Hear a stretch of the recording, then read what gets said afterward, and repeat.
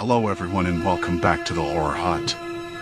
Before you drift off, it would be a nice idea if you could leave a comment to let me know where you are listening from. Please don't forget to give the video a like and subscribe to the channel. Right, let's get comfy and relaxed, and let's begin. Story 1, Silent Pursuit, the Unmarked van Stalks. The highway was empty, except for me. That's how it always seemed at night out there, just a long stretch of cracked asphalt swallowing the weak glow from my headlights. I'd driven this road enough times to know the rhythm of it, the way the wind sometimes carried the scent of pine and dry earth, or how the night air tasted faintly metallic, like it had been filtered through old wires and rust. Tonight, though, something was off. I glanced in the rearview mirror, catching the flicker of headlights behind me. At first, I thought it was just another car passing, nothing unusual, really. But then I noticed the shape, a van. Boxy, unmarked, and dull gray. No logos, no reflective stripes, nothing to identify it.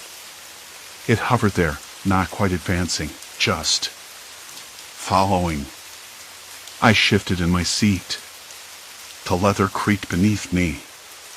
My hands tightened on the steering wheel, fingers tracing the worn grooves where the leather had peeled. The road ahead stretched straight, a ribbon of black bordered by dense trees that rustled softly in the gusts. Somewhere in the distance, a dog barked sharp, but distant enough to feel like a ghost echoing up the hills. That van stayed behind me, steady and patient. It never tried to pass. Whenever I changed lanes, it mimicked the move exactly, keeping pace without closing the gap. When I slowed briefly at a gas station, it did the same, idling a little way behind. I remember the smell of gasoline mixed with burnt coffee and something less definable, maybe old rubber, maybe unease. I told myself it was coincidence. Maybe the driver was lost or waiting for a turn. But why stay so close for so long? The highway was wide enough for passing, and traffic was light. Yet the van matched every maneuver, like a shadow at a careful distance. A sudden breeze rattled the window frame. I rolled it up with a soft clunk, the cool night air slipping away and leaving the stale warmth of the car's interior. The dashboard clock glowed 11:17 p.m., its digits blurred slightly from a cracked plastic cover. I wiped the condensation from the window with the sleeve of my jacket, trying to peer into the darkness behind me. I thought about calling someone, anyone. But my phone's screen was dim, the signal weak out here. No bars. Just the faint blue glow of a dead zone. I didn't want to seem paranoid. I told myself I was imagining things, that the van was probably just another traveler on the same route. Still, shadows have a way of stretching longer than they should at night, and the trees lining the road seemed to lean in closer, their branches tapping against the glass like fingernails. The van's headlights flickered once, just a quick blink before settling back into that dull, steady beam. I tried to focus on the hum of the engine, the white lines blurring beneath the tires, the soft scratch of the radio playing a late-night jazz station. The saxophone notes floated around me, soothing but thin, like a threadbare blanket. I allowed myself a small, bitter laugh. "You're just tired," I muttered. "This drive's got you imagining things." But the feeling stuck, a tight knot in the back of my neck that refused to loosen. As the miles ticked by, I found my eyes darting back to the mirror over and over. The van was always there. Not accelerating, not retreating. Just watching. I caught a glimpse of the driver once. The window was tinted just enough to obscure details, but I swear I saw a faint outline of a face, calm and still. No glances, no gestures, no sign that the person inside was aware of my scrutiny. I considered pulling over. Maybe get out, walk around, see if someone was in trouble. But the idea felt wrong, like stepping off the path into a trap I couldn't see. Sometimes, the most dangerous thing is not knowing what you're up against. The road curved sharply then, a bend that swallowed the headlights and stretched the shadows into long, grasping fingers. I slowed, heart thudding in my chest, as the van mirrored the move without hesitation. I kept telling myself it was coincidence. A trick of fatigue.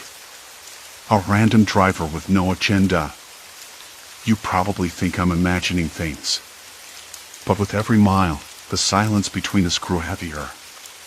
No honks, no flashing lights, no attempts to communicate. Just that steady, patient presence, like a question waiting for an answer I didn't have. The highway lights flickered overhead, casting brief pools of orange before plunging everything back into darkness. Somewhere ahead, a sign creaked faintly in the wind. I leaned forward, squinting to read it. Next gas 20 miles. 20 miles. That was a long time to be alone with a shadow that refused to fall behind. I swallowed hard, tasting the dryness in my mouth. The radio crackled, then popped, and the music faded to static. Silence. Complete silence. I realized then my hands were trembling. Slow, shallow breaths. The van was still there, steady as ever, reflecting the pale light of the dashboard like a watchful eye. And I couldn't shake the feeling that this was just the beginning. I gripped the wheel tighter, eyes flickering to the rearview mirror, empty road, but the weight of unseen eyes pressed closer. The street lights flickered overhead, casting long shadows that danced just beyond my sight. A low hum thrummed through the tires, the only sound breaking the stillness apart from my ragged breathing. My heartbeat thudded loud enough to drown out the silence, and yet I forced myself to stay calm. Suddenly, the van's taillights blinked once, twice, before vanishing into the darkness. Relief surged through me, but it was fleeting. Something wasn't right. My fingers loosened from the wheel only slightly when the radio crackled again, this time, a voice, distant and broken. Don't trust the shadows. Static swallowed the rest. I blinked, eyes narrowing. The road ahead twisted like a serpent, promising no easy answers. Whatever was coming, I had a choice: drive forward into the unknown, or turn back and face what I'd been running from all along. The road stretched ahead, dark and empty, but I couldn't shake the feeling that something was waiting. I pulled off at the first rest stop, nothing but a single flickering street lamp and a vending machine glowing dimly in the cold night air. The smell of stale coffee and dry asphalt hit me as I stepped out, my boots crunching on gravel. I scanned the parking lot, heart skipping when I spotted the van parked at the far end, its windows blacked out like an empty eye socket. I wanted to tell myself it was just a coincidence. Maybe someone else was on the same route. Maybe they were tired or lost. But no! It had been following me, matching my every move, and now here it was, waiting like a patient predator. I circled the van cautiously. The paint was dull, unmarked except for a faint smudge near the sliding door. No license plate in the front, and the rear plate was smeared, impossible to read. I crouched low, the gravel scratching my jeans, and peered inside. The interior was dark, the seats empty and unwelcoming. No sign of the driver. I listened. Just the distant chirp of crickets and the faint hum of the highway. A sudden noise made me jump, a soft thud from the back of the van. My breath caught. Was someone inside? I moved closer, heart hammering against my ribs, and pressed my ear to the cold metal. Silence. Then, from the shadows just beyond the lot, a voice called out, low and hesitant, "You shouldn't be out here." I spun around, searching for the source. A man stepped forward from behind a rusted signpost, a gaunt figure in a worn jacket, his eyes wary but not hostile. The street lamp flickered again, casting his face in harsh relief. "Who are you?" I asked, voice rough. "Do you know about the van?" He shook his head slowly. "I see it too. Been following you since sunset." His gaze darted nervously back toward the van. This stretch of road. It's not safe. Not at night. Not safe how? I pressed. What do you mean? He glanced over his shoulder, then leaned in as if to share a secret. People disappear out here. Cars get stopped. No one comes back the same, if they come back at all. His voice dropped to a whisper. That van, people say it's watching for something. For someone. I swallowed hard, the cold night air suddenly thick in my lungs. Why me? He shrugged, a bitter smile twisting his lips. I don't know. But it doesn't look like it's giving up. I stepped back, unease settling deeper in my gut. I'm planning to get off this road soon. Maybe find a place to wait for daylight. He shook his head. Daylight won't save you. Not out here. Not if it's already marked you. I glanced back to the van. The engine was silent now, but the dark windows seemed to pulse with an unseen energy. I swallowed again, tasting the bitter tang of fear mixed with determination. Listen, I said, my voice steadier than I felt. I don't know what you want from me, but I'm not planning to stick around. The man studied me a moment longer, then nodded. You need a plan. And you need to stop looking at the rearview mirror so much. It's like you're inviting it in. I laughed, a short, humorless sound. Easier said than done. He turned away, disappearing into the dark like a shadow himself. I was left alone with the van, the empty road, and the night pressing in like a living thing. Back in the car, I locked the doors and started the engine. The radio crackled again, static buzzing through the speakers. I reached over, switching it off. Silence felt safer. I pulled back onto the highway, the van reappearing immediately in the rearview mirror, its presence a dark blot against the night. This time, it stayed farther back, but it didn't leave. I tried to think through my options. Call someone? I'd been careful not to mention this to anyone, afraid they'd think I was losing it. Besides, cell service was spotty, and I wasn't sure I wanted to involve anyone else, not yet. I glanced at my phone, barely 15% battery left. No calls, no messages. Just a map showing endless road ahead, and a blinking dot marking my position like a beacon. The miles ticked by slowly, the tension coiling tighter with every glance in the mirror. The van mirrored my stops, my turns. I realized it wasn't just following, it was studying. Waiting for a mistake. I tried to change lanes abruptly, but the van did the same, keeping pace. I slowed down to a crawl at a sharp curve, watching the red taillights reflect like molten rubies in the wet asphalt. The van crept up behind me, light glowing softly in the mist. Then, without warning, a figure appeared on the side of the road, a woman, soaked and shivering, waving frantically. I slammed on the brakes, heart leaping out of my chest. The van stopped too, just behind me. I rolled down the window cautiously. Are you okay? She shook her head, eyes wide and wild. Please. Help me. They're out there. I glanced back at the van, still idling silently, then back at the woman. Her clothes were torn, mud caked on her boots. She smelled of rain and fear. Who's out there? I asked, voice low. She hesitated, then whispered, the Watchers. They don't like strangers. They want to keep the road quiet. I swallowed hard, the pieces clicking into place. The van. The disappearances. The man's warning. The woman's gaze flicked nervously toward the dark trees lining the highway. You need to leave. Now. I nodded, heart pounding. I didn't ask who they were. I didn't want to know. I just wanted out. As I pulled away, The van's headlights flared once more in the rearview mirror, then faded into the night. But I knew it wasn't gone. It was waiting, watching, and the road wasn't finished with me yet. The road stretched out before me like a dark ribbon, slick from the rain that had just stopped falling. I kept driving, the headlights cutting through the thick night.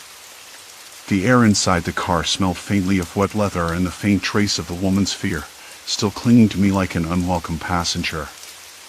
My hands gripped the steering wheel tighter. The highway was deserted, except for the occasional flicker of distant streetlights, their halos smeared by the moisture in the air. I thought about turning around, taking the next exit, any exit. But every road seemed to lead back here. The van, the watchers, the warning, they weren't just coincidences. This was a trap. Not one set with ropes or locks, but with something far more suffocating. A psychological snare. I passed a small, rusted sign announcing the next town empty. The kind of place where the streets might as well be abandoned, and every shadow felt like it was watching me back. The woman's frantic eyes flashed in my memory, pleading, desperate. They don't like strangers. That sounded less like a warning and more like a threat. I swallowed hard. My throat felt dry, as if the night was swallowing the moisture from my mouth. The car's heating system coughed weakly, barely keeping the chill out. I flipped the dial up, but the warmth was a thin comfort. Out here, on this stretch of highway, the cold wasn't just temperature, it was the silence pressing in, the absence of sound like a heavy blanket smothering everything. Then it hit me. The van wasn't just following me. It was studying me, yes. But more than that, it was waiting for my decisions, my mistakes, my hesitation. It mirrored every turn and stop, yes, but it was also learning. Calculating. I wasn't just being watched, I was being hunted in the most insidious way possible. I glanced in the mirror again. The van's headlights flickered on the horizon, growing closer.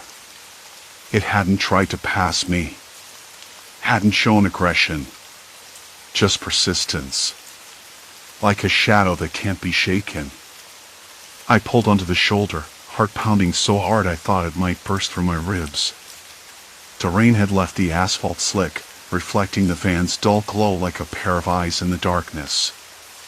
The engine idled unevenly. I could hear the faint hum of the tires cooling down.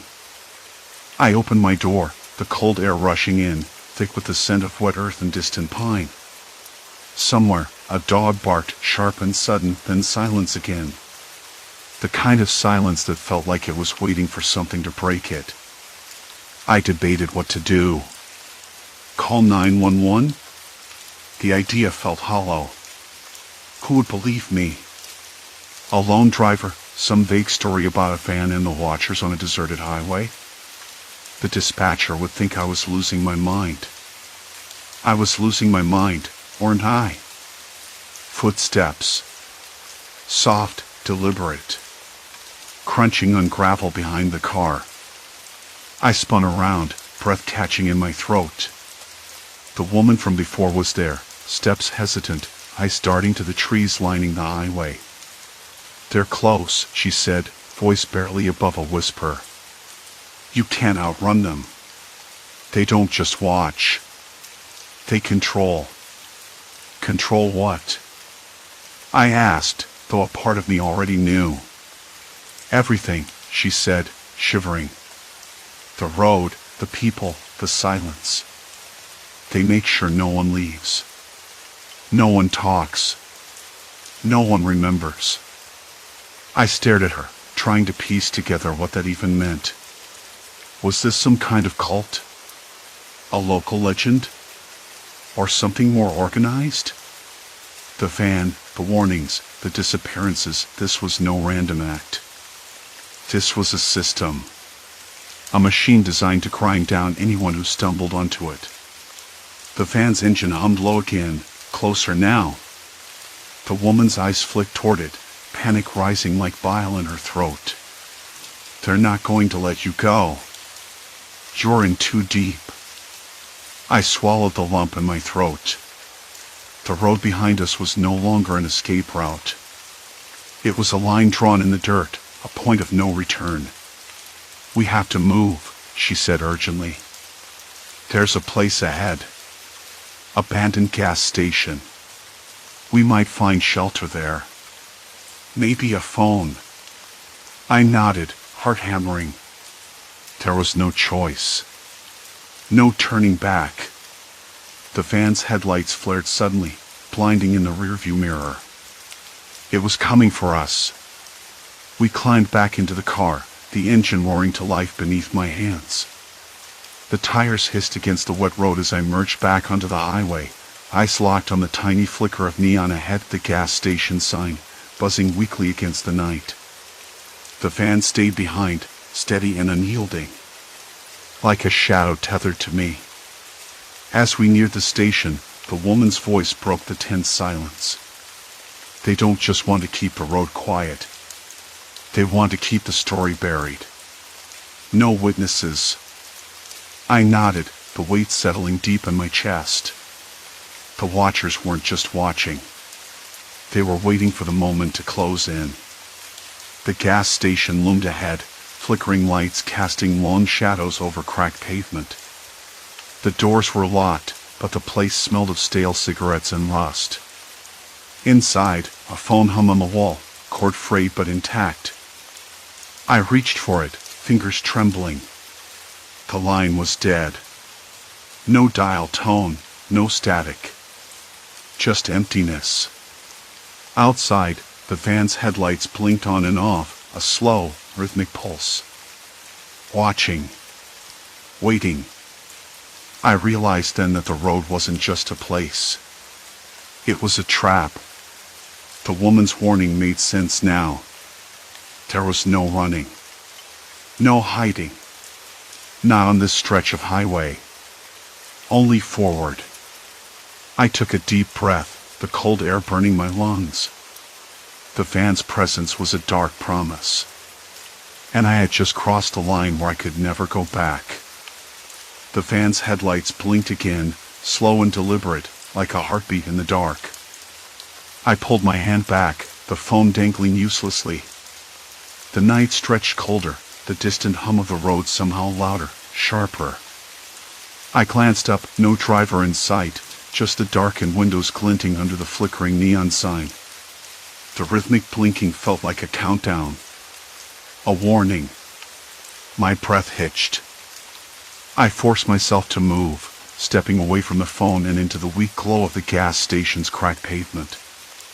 The van didn't move. It mirrored every motion I made, waiting for me to break the silence first. The air smelled faintly of gasoline and wet asphalt, with a hint of something metallic that I couldn't quite place. Maybe it was my own rising panic, turning the ordinary into something sinister. I walked back to my car, teeth clutched tight. The door's cold handle bit into my palm as I slid inside, locked the doors with a click that felt far too loud. The engine sputtered to life, and the van's headlights faded into the rearview mirror's black glass, only to blink again moments later. I swallowed hard, knuckles white on the steering wheel. Why wouldn't it pass me? Why follow every turn without overtaking? I started the car, rolling forward slowly, but every stoplight, every rest stop, the van was there. Like a shadow that refused to be shaken off. I tried every trick, speeding, slowing, even doubling back, but it matched me perfectly. I could almost hear the tires rolling in unison, the faint crunch of gravel beneath their wheels like a heartbeat syncing with mine. My mind spun. Was it someone I knew? A stalker? A private investigator? The thought made me shiver. No, this was different. There was something clinical about the way the van moved, like a predator sizing up its prey, studying every detail. But why me? I hadn't done anything. Or had I? The road stretched ahead endlessly, a ribbon of black under the indifferent stars. The radio crackled with static, then a voice, a man's, low and calm, reading off numbers and locations I didn't recognize. I turned it off. No distractions. No clues. An idea struck me. I needed to confront this, to force the van's hand. I pulled onto a narrow side road, the gravel crunching louder under my tires, then stopped. Headlights off.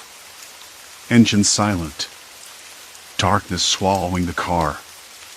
The van slowed behind me, then stopped as well, a faint outline in the rearview mirror. For minutes, nothing. Silence.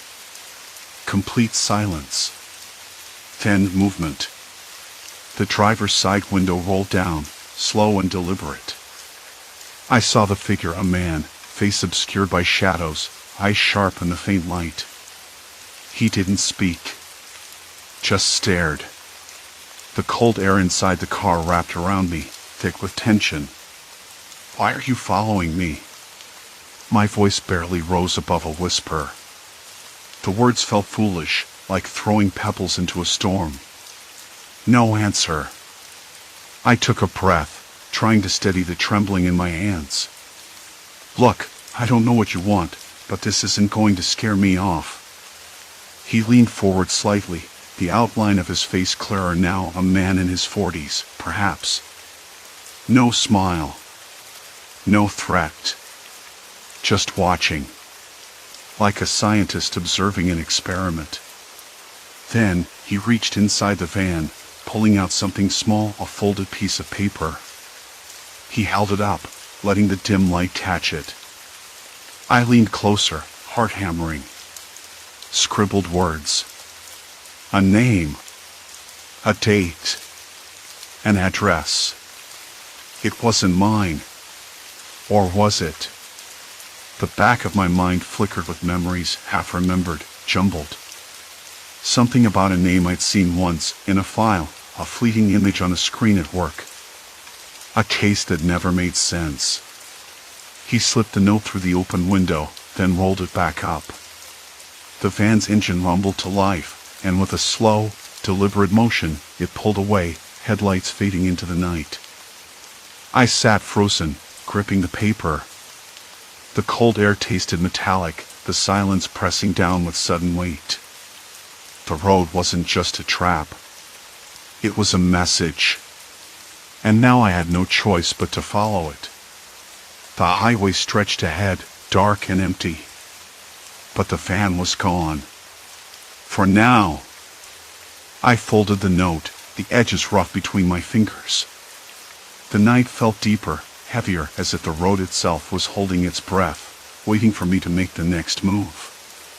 And somewhere, just beyond the reach of my headlights, the watchers were waiting. Still waiting. My boots crunched against gravel as I stepped off the asphalt, drawn toward a faint glimmer flickering near the tree-line. It was a small campfire, smoke curling lazily into the starlit sky, too deliberate to be accidental. Shadows shifted around the flames, figures waiting patiently, faces half hidden in darkness. A voice called out, low and steady. "You're finally here."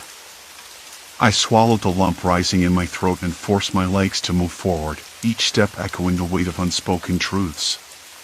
The note burned in my pocket. It was more than a warning now, it was an invitation.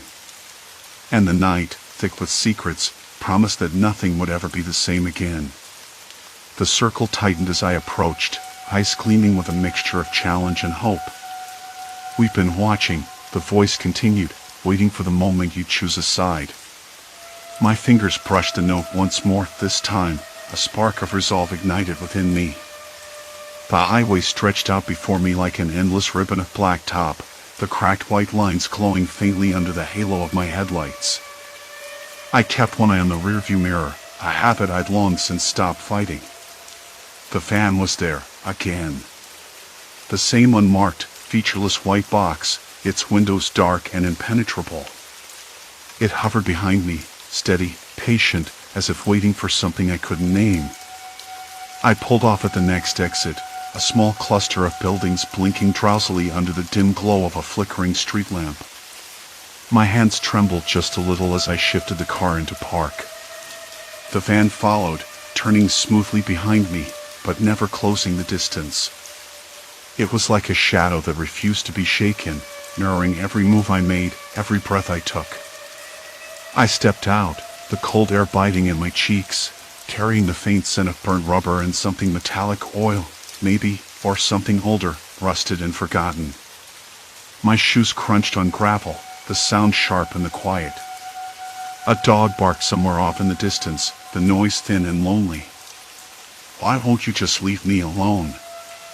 I muttered under my breath, though I wasn't sure who I was talking to. The van sat there, engine off, headlights dark.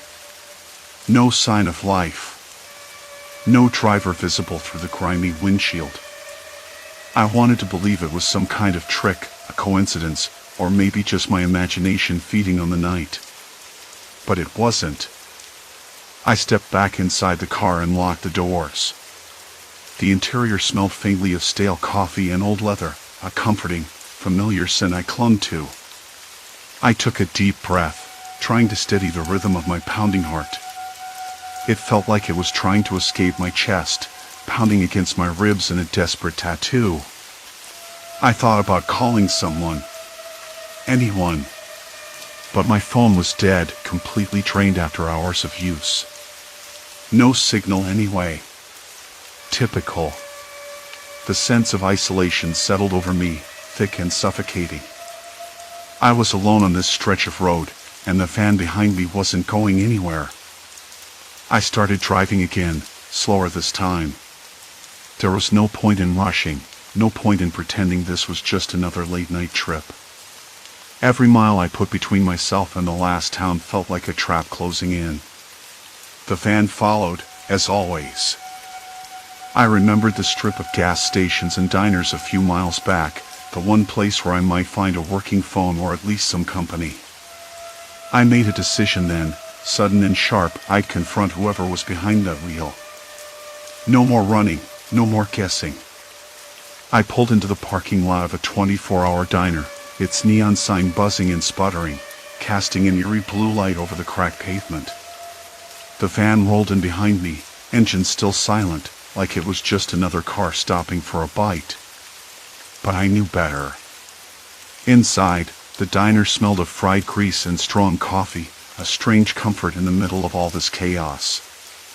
The few patrons scattered around glanced up briefly as I entered, their faces worn and tired.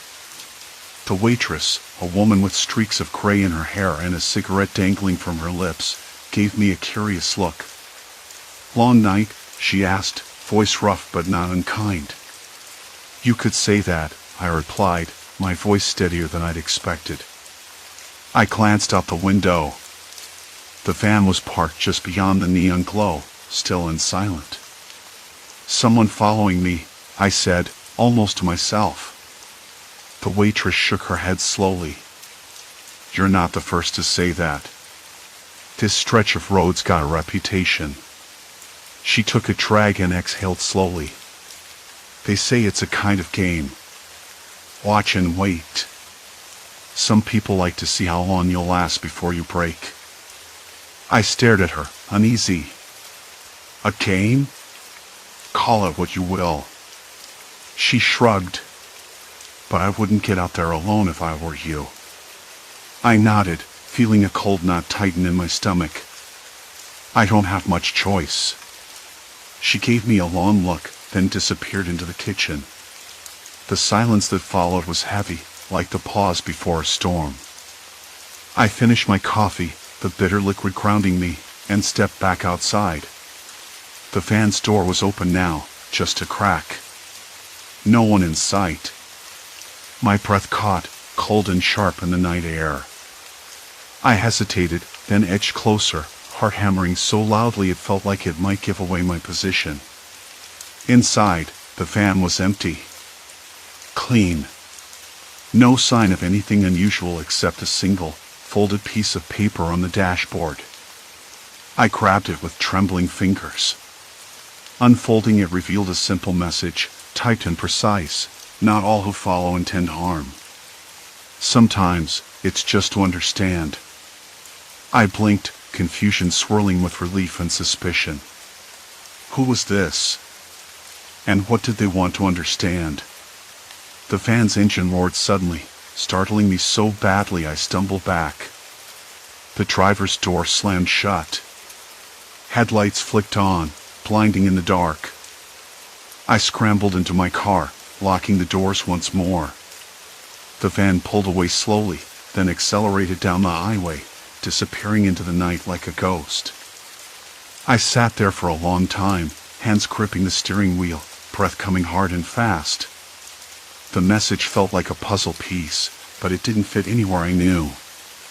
When dawn finally broke, pale and tentative over the horizon, I started the car and pulled back onto the road. No van followed this time. I wasn't sure if I'd imagined the whole thing or if it was some kind of warning, or maybe a test. The emptiness around me felt less hostile now, but the memory of that van lingered, a shadow etched into the edges of my mind. Driving away from that stretch of highway, I realized something had changed. I'd faced the unknown, or at least what felt like it, and come out the other side.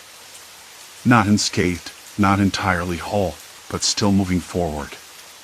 Sometimes, the scariest things aren't what's behind you. They're the questions you carry inside, the ones you don't have answers for yet. And maybe that was enough. Story 2, Forest Sentinels, When Wildlife Watches. It was the kind of morning that seemed designed to lull you into a false sense of peace. I was hiking to a remote cabin I'd rented for the weekend, a place I'd found by accident on a forgotten website that promised solitude and the kind of silent city life I hadn't heard in years. The cabin sat deep in the northern woods, miles from the nearest town, and the trail to get there was a narrow ribbon of dirt and roots, often swallowed by underbrush and shadows. I told myself I'd be back by Monday, just in time to reset and face the usual grind. That's what I thought then. The first 2 hours were easy. I followed the well-worn path past moss-covered boulders and the occasional cluster of wildflowers timidly poking through the leaf litter. The forest smelled of pine sap and wet earth, a scent so familiar it felt like home. Birds trilled in the distance, their songs fragmented and hesitant, like they were testing the air. At one point, I stopped to wipe sweat from my brow and noticed a red squirrel dart across the trail, its movements quick but deliberate. Nothing unusual there. Just a squirrel. But then the animal started to behave oddly. I saw a family of deer standing unnaturally close together, their heads lifted in unison, ears swiveling sharply as if tuned to some secret frequency. They moved silently, no rustling twigs, no snapping branches, just a fluid, mechanical glide through the undergrowth. It made my skin prickle, like I'd stepped into a dream where the rules were rewritten but not explained. I laughed quietly to myself, shaking off the chill that crept up my spine. Get a grip, I muttered under my breath. It was probably just me being jumpy, or maybe the early morning fog playing tricks on my eyes. Still, I cast a glance over my shoulder, half expecting someone or something to be watching. That's when I heard it. Not a sound, really, but an absence. Silence. Complete silence. The birds stopped singing all at once. The wind seemed to pause, the trees frozen in place. Even the squirrels ceased their chatter, like the forest was holding its breath.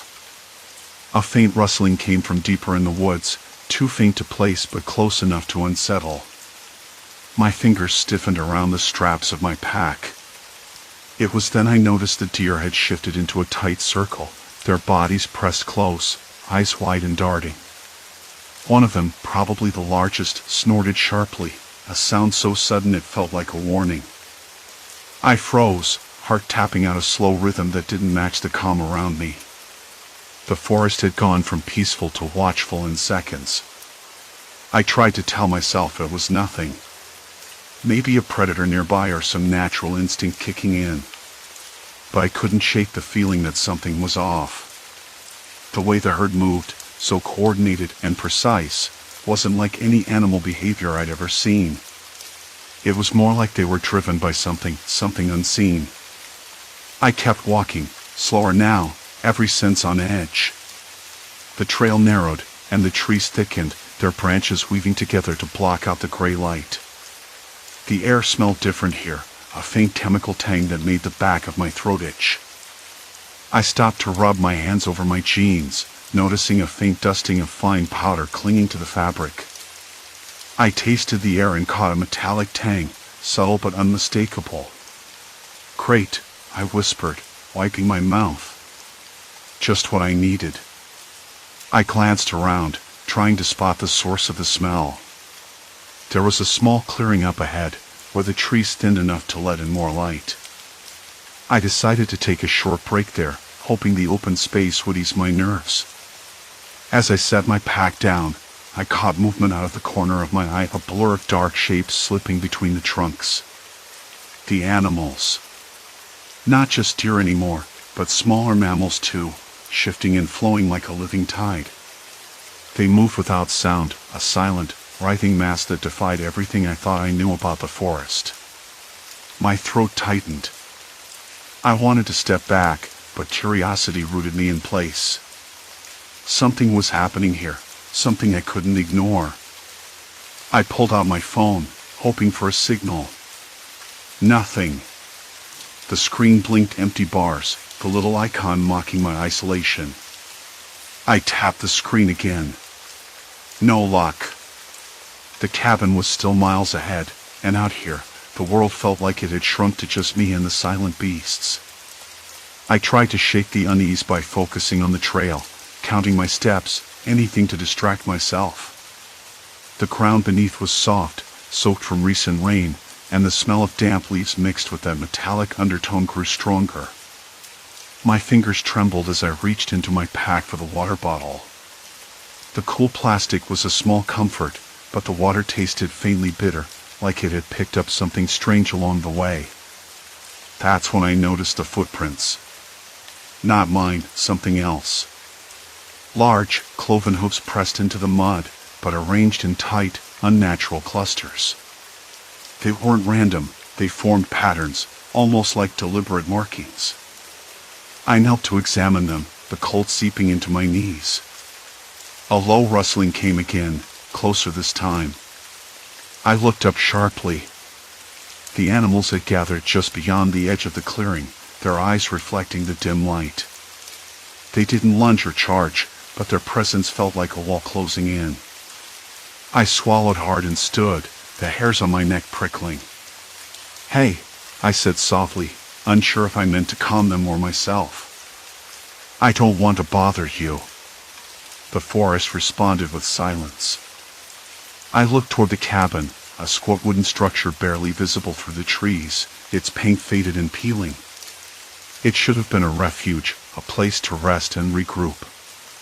But now, it felt like a trap waiting to snap shut. I took a deep breath, tasting the strange air again, and started walking. The animals moved with me, shadows at the edge of my vision, silent and watchful. I wasn't sure if they were guarding something or warning me away. Either way, I knew this was no ordinary hike. Something was very wrong here, and I was already too deep to turn back. I didn't sleep much that night. The cabin's thin walls seemed to hold every creak, every whisper of the woods. Outside, the animals stayed clustered just beyond the tree line, their glowing eyes like distant lanterns flickering in the dark. Silence. Complete silence. Not a rustle, not a snap underfoot. It was as if the forest itself were holding its breath. Morning came thin and gray, the kind of light that makes colors dull, like someone had drained the saturation out of the world. I cracked the window open a sliver, the sharp scent of pine and damp earth rushing in, but beneath it, something else lingered, an almost metallic tang, faint but unmistakable. I wrinkled my nose and pulled back inside. Whatever was out there was changing the air, cold and heavy with silence itself. I remembered the strange coordination among the animals from the night before, the way they moved like parts of a machine, not a collection of wild creatures. No growls, no warning calls, just a cold, calculated silence. It didn't add up. Animals didn't move like that naturally. Something was pushing them, twisting their instincts. I sat at the rickety kitchen table, the wood rough and splintered beneath my fingers. Pulling out the small notebook I'd brought, I started jotting everything down: patterns, sounds, the odd behavior, the smell, the strange numbness in my fingertips last night. I needed more than instincts. I needed proof. I know how that sounds. The cabin's only window looked toward the dirt road I'd come up on. I scanned the tree line, hoping for some sign of human presence. Nothing. No cars, no distant voices, no smoke from chimneys. Just the forest, blank and unyielding. I decided to venture out again, this time with a plan. If the animals were reacting to something toxic, maybe I could find the source. I packed a small bag with water, my notebook, and a couple of granola bars, nothing fancy, but enough to keep me moving. As I stepped outside, the air was cooler than I expected, and the weird metallic taste lingered. I pulled my jacket tighter. The animals were still there, standing motionless beyond the tree line, their eyes fixed on me. I kept my voice low. "Just going for a look," I said, mostly to myself. "Be right back." The forest swallowed me up. Branches scratched at my sleeves, and the ground was soft with fallen leaves and moss. I followed a narrow deer path, one I hadn't noticed on the way in. It curved deeper into the woods, descending toward a small creek I'd seen on the map. There was something off about the creek. The water looked murky, thicker than it should have been. I knelt next to it, dipping a finger in. It felt oily, slick. I sniffed cautiously and caught a faint chemical smell, something like fuel mixed with rust. My skin prickled. Pollution didn't belong here, not this far up in the mountains. I pulled out my phone, hoping for a signal, but still nothing. The screen blinked no service in tiny letters. Great. I stood up and scanned the area, trying to spot anything unusual. Then I saw it, a rusted barrel, half buried in the mud near the creek's edge. It looked like it had been there for months, maybe years, but something about it felt recent. The faded label was indecipherable, worn away by rain and time. I circled around the barrel, careful not to touch it. The ground nearby was stained dark, almost black in patches. The smell was stronger here, and I realized the animals must have come down to the creek to drink. That explained their strange behavior. They were being poisoned. A knot tightened in my stomach. How many had already been affected? How long had this been going on? The animals weren't just scared or territorial, they were victims. And if the water was contaminated, I wasn't safe either. I backed away slowly, my boots sinking into the wet earth. The silence around me felt heavier now, like the forest was holding a secret it didn't want to share. On the way back to the cabin, I kept my eyes peeled for signs of human activity. That barrel didn't just appear out of nowhere. Someone had dumped it here deliberately, and not long ago. Near the trail's bend, I spotted tire tracks, deep ruts in the mud, fresh and raw. They led away from the creek, disappearing into a dense thicket. I crouched to examine them, running my fingers through the wet soil. The tread pattern was unfamiliar, like something heavy and industrial. I swallowed, the weight of the discovery pressing down on me. This wasn't an accident. Someone was poisoning the forest, and whatever their reason, it was spreading. Back at the cabin, I tried the radio, fiddling with the malfunctioning knobs. Static crackled, then a faint voice broke through. Contamination. Report to authorities. Immediate danger. The signal cut out again, leaving only silence. I pressed the radio closer to my ear, heart pounding. The message was fragmented but urgent. There were others out here, people who knew something was wrong. Maybe even people who were responsible. That night, the animals gathered again, closer this time. Their eyes glinted like shards of broken glass in the moonlight, and I could see the wild desperation behind them. They weren't just a threat, they were a warning. I paced the cabin floor, restless. The weight of isolation pressed on me, and the gnawing thought that I was running out of time.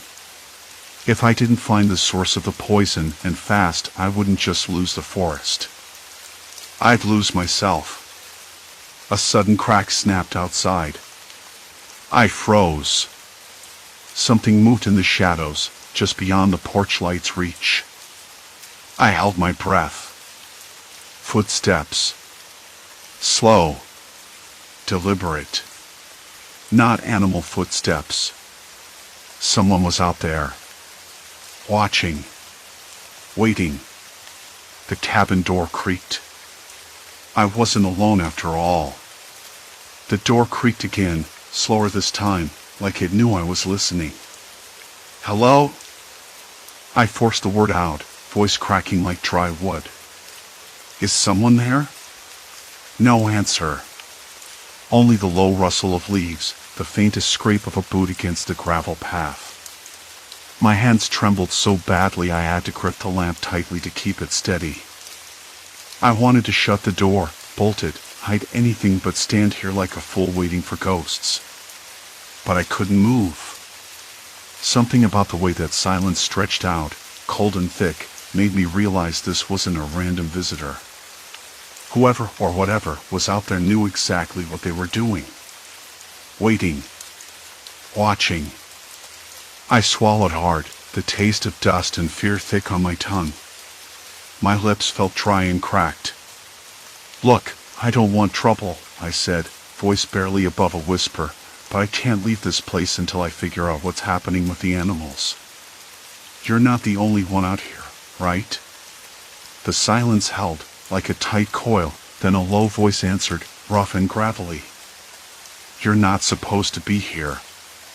The words hit me like a slap. Not angry, not threatening, just cold and certain. Like a warning, or a verdict. Neither are they, I whispered back, nodding toward the woods where the trees seemed unnaturally still. A pause. Then, you need to understand what's going on before it's too late. But once you do, there's no turning back. I blinked, trying to make sense of the cryptic message. My mind raced back to the radio transmission, the broken voice, the hurry warning, the sense of urgency. This wasn't random. Someone else was tangled in this mess, someone who knew more than I did. Who are you? I asked, voice steadier now but still tight. Call me Morgan, the figure said, stepping into the weak circle of light. He was thin, clothes stained with dirt and sweat, eyes sharp but haunted. I've been tracking the same thing you are, the poison, the herd behavior. They're not sick from natural causes. Someone is poisoning the land. The words confirmed the gnawing suspicion I tried to push aside. The animals weren't just acting strangely, they were victims, or worse, tool in some twisted plan. Morgan's gaze flicked toward the trees. You're trapped here. The road's blocked, the phone lines are dead because they want it that way. We're cut off, for a reason. I swallowed hard, feeling the cold squeeze of panic tighten again. Who would do this? And why? He shook his head. Corporate greed. Illegal dumping of chemicals. I found documents, reports from a company nearby, nothing public, but it's enough to poison the wildlife and keep people away. My stomach churned. The pieces clicked into place, the silent herds, the unnatural patterns, the aggressive behavior. It wasn't nature fighting back. It was a slow, deliberate poisoning. And we were caught in the middle. Morgan took a breath, then said, I've been trying to expose them. But they have eyes everywhere. I had to disappear before they found me. I looked at him, really looked. There was something raw in his expression, a mix of fear and determination that made me realize this wasn't just about survival anymore. It was about justice, or at least, trying to stop the damage before it was irreversible. "We have to find proof," I said, heart racing. "If we can get evidence, maybe someone will listen." He nodded slowly. "But the longer we stay here, the harder it gets. The animals aren't the only things turning unpredictable. People around here, they've been silenced, threatened. You need to decide if you're ready for that." I swallowed again, the weight of the decision crushing down. I had come here hoping to uncover something, to find answers. But now, with Morgan's words hanging in the air, cold and heavy with silence, it was clear there was no turning back. The forest wasn't just a backdrop, it was a trap, a battleground. Outside, a low growl echoed from the edge of the trees. The same eerie chorus I'd heard before, but closer, more urgent. My skin prickled with cold sweat as the sound rippled through the night.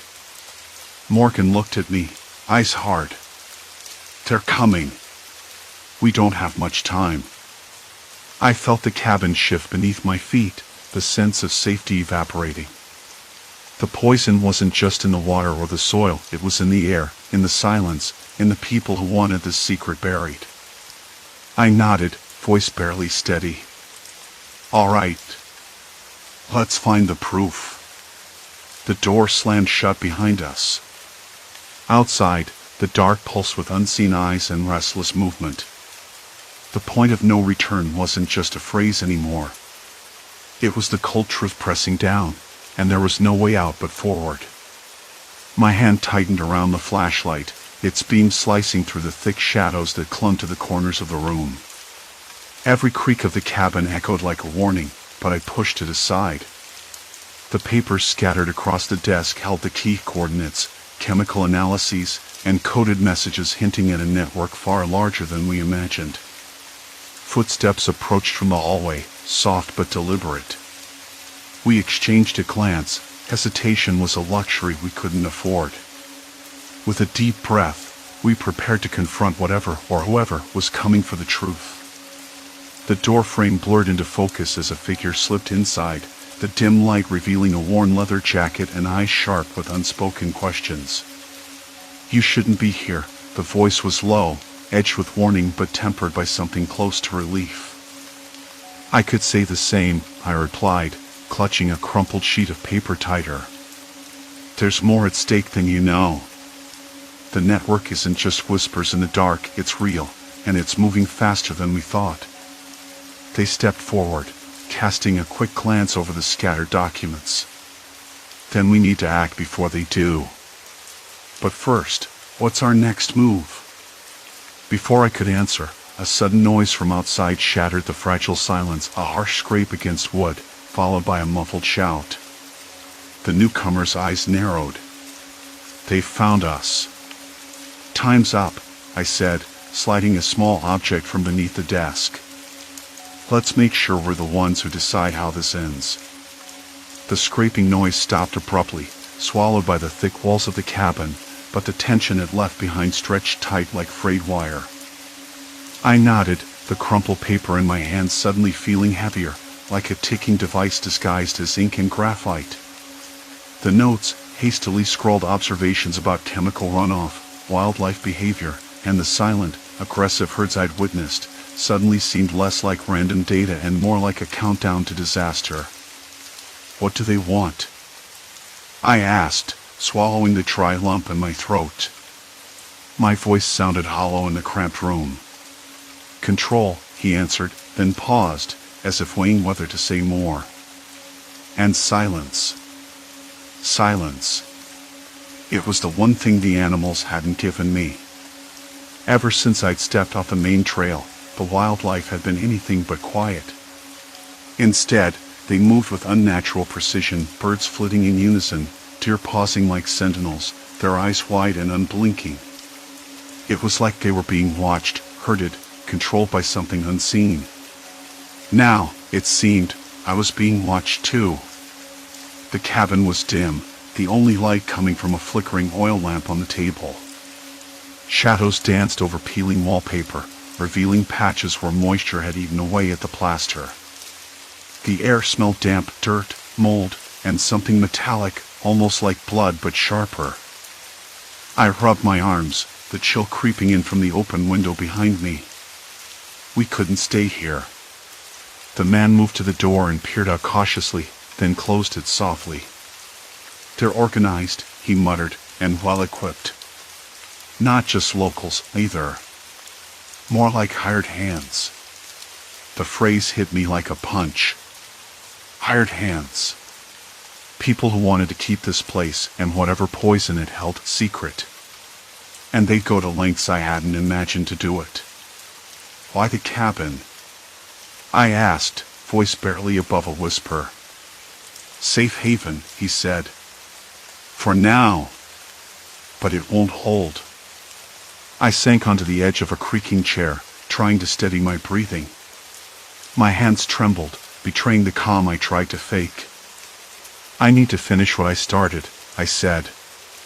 The animals, they're not just acting weird. They're being forced. Something in the water or soil. I have samples in my pack. He nodded, eyes narrowing. We have to get to the source. Follow the trail upstream before they block us off. I wanted to argue, stay hidden, wait for help, but the truth was, there was no one coming. No phone service, no rescue. Just me, this stranger, and the unknown closing in outside. The floorboards groaned underfoot as we moved silently toward the back door. Outside, the night air bit at my skin, cold and sharp with the scent of pine and rot. The forest was alive with sounds, twigs snapping, leaves rustling, but no animals. They must have sensed us, retreated, or waited. Listen, the man whispered, pressing a finger to his lips. A low hum vibrated through the air, subtle but unmistakable. Mechanical. The faint drone of engines, muffled and distant, but growing. They've brought equipment, I said, heart thudding. For what? Spraying? Excavating? Maybe both, he replied. They want to erase the evidence. I swallowed hard. The paper in my hand crinkled as I clenched it. If they do, the animals will be lost. The entire ecosystem. He looked at me, something like sympathy in his eyes. That's why we have to stop them. We moved faster, weaving through the underbrush, the ground uneven beneath our boots. The moon was a thin sliver, barely lighting the path. Every step felt like walking deeper into a trap. Suddenly, a sharp snap echoed nearby. We froze, breath caught in our throats. Shadows shifted between the trees' figures, moving with purpose, blocking the narrow trail ahead. They're here, the man said, voice tight. I scanned the darkness, heart pounding, searching for an escape. The undergrowth was thick, but maybe, just maybe, there was a way around. A whisper of movement to the left. I gestured, and we slipped sideways, breath shallow. The figures paused, voices low and urgent, but they didn't follow immediately. Luck, or maybe a mistake. The forest closed in, branches clawing at my jacket, leaves brushing my face. The cold sweat on my back mixed with the sharp tang of fear. I tasted it, metallic, sour. We came to a clearing. Ahead, a wide stream cut through the landscape, its surface eerily still, reflecting the pale moonlight like glass. The water looked clear, but I remembered the test strips in my pack, the strange chemical signature I'd found near the shore days ago. Here, I whispered, kneeling beside the bank.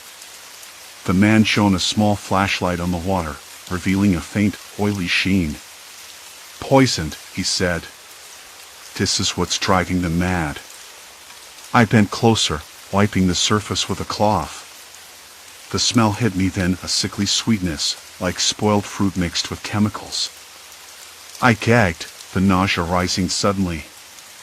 They're dumping something upstream, I muttered, voice breaking. Something toxic. The man's jaw clenched. And the animals are the first to pay. A sudden noise shattered the moment, a sharp bark, close and frantic. We whipped around, eyes wide. A dog, wild-eyed and panting, burst from the shadows, fur-matted and soaked. It stopped just short of us, then darted past, disappearing into the trees. "That's no ordinary dog," I said.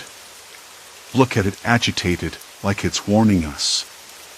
The man nodded grimly. Or warning them. The realization settled over us like a cold wave. The animals weren't just victims. They were part of a larger, twisted system, herded, controlled, pushed to the edge by humans who didn't care. "We have to move," he said. "They'll be here any second." As we scrambled back into the trees, the distant roar of engines grew louder, mixed with shouted commands and barking dogs. The poison wasn't just in the water anymore. It was in the air, in the soil, in every breath we took.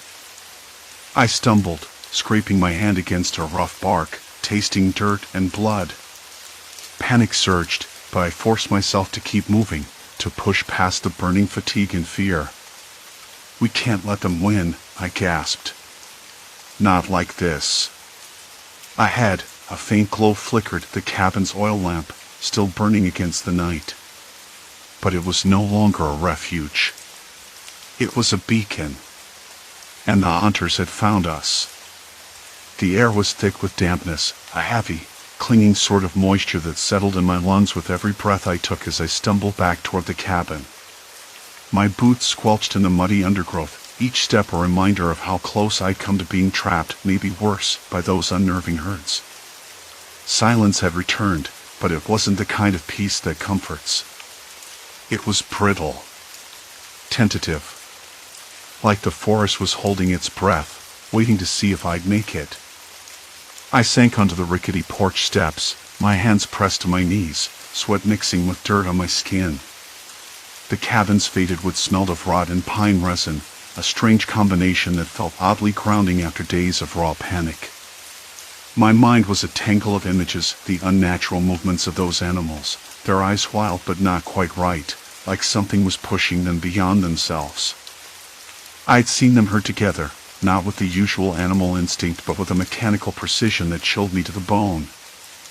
I pulled a small notebook from my jacket pocket, the pages soaked at the edges but still legible. I'd scribbled everything I could, the patterns, the shifts in behavior, the strange chemical smell in the air near the river. That was the key, wasn't it? The water. The toxins. The hidden poison someone had dumped into this place, maybe even deliberately. It explained the silence, the aggression, the herd mentality.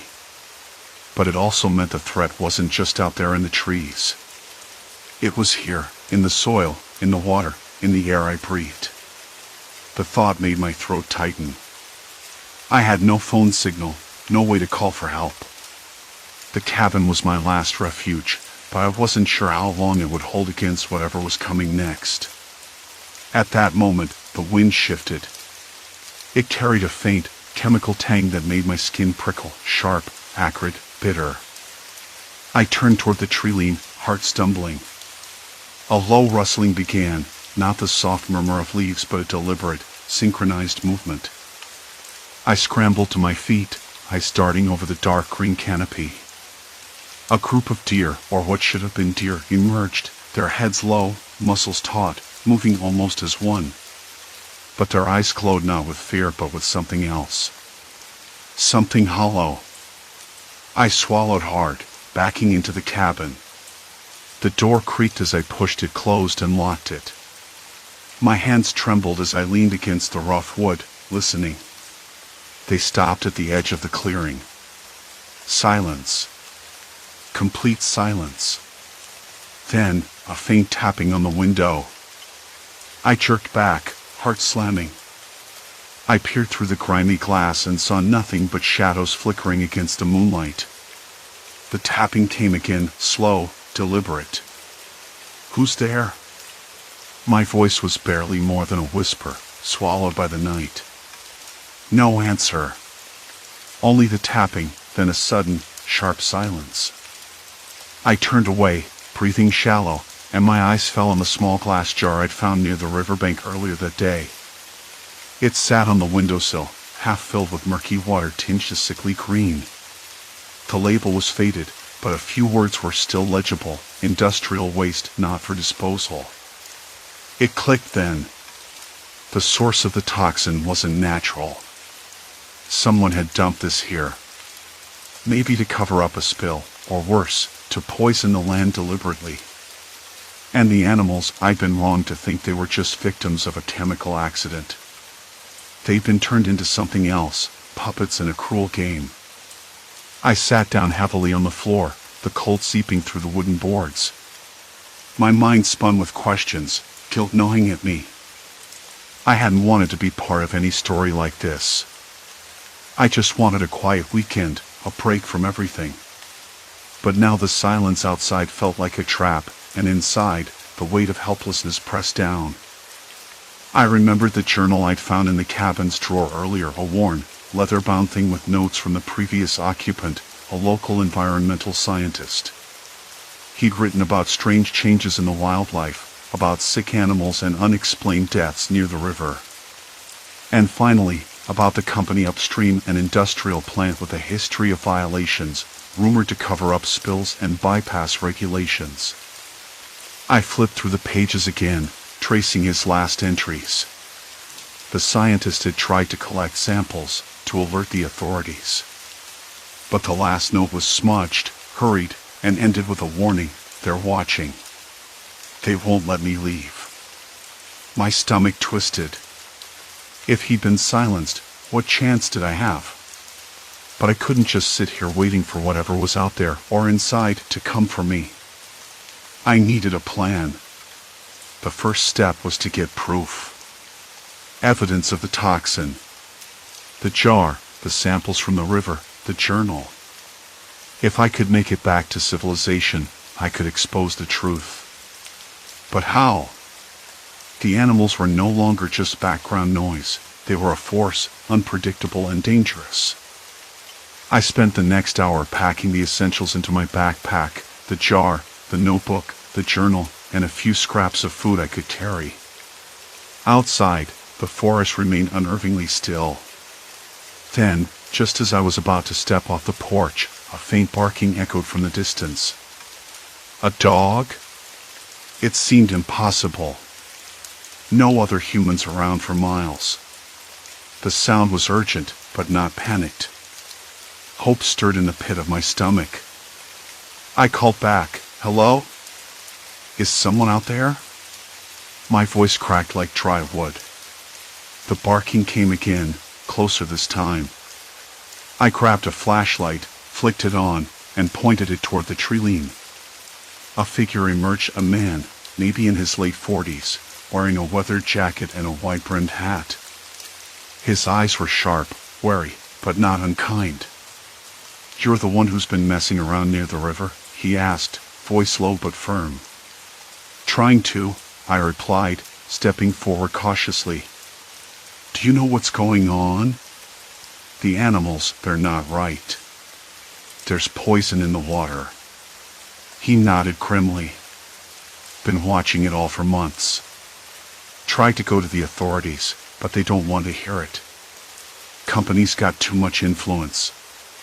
Folks around here are scared. Some don't want to lose their jobs, others just don't want to believe." I swallowed the lump in my throat. "We have to get proof out. There has to be a way." He glanced at the jar and journal. "I can get you down to the highway. From there, you might get a signal." Relief was sudden and sharp. "Thank you. I don't know what I'd do without help." He gave a short, almost bitter laugh. "You're not the first to try saving this place. Just don't expect it to be clean or easy." We moved quickly, the dog trailing behind us like a shadow. The forest seemed to lean in, watching. Story 3, Fractured Sight, Haunting Visions After Trauma. The first thing I noticed was the silence. Outside, a street lamp flickered unevenly, casting long, uneven shadows across the cracked pavement. I could smell the faint, sharp scent of rain lingering in the air, though the sky was clear. There was something off about that, too, but I couldn't name it yet.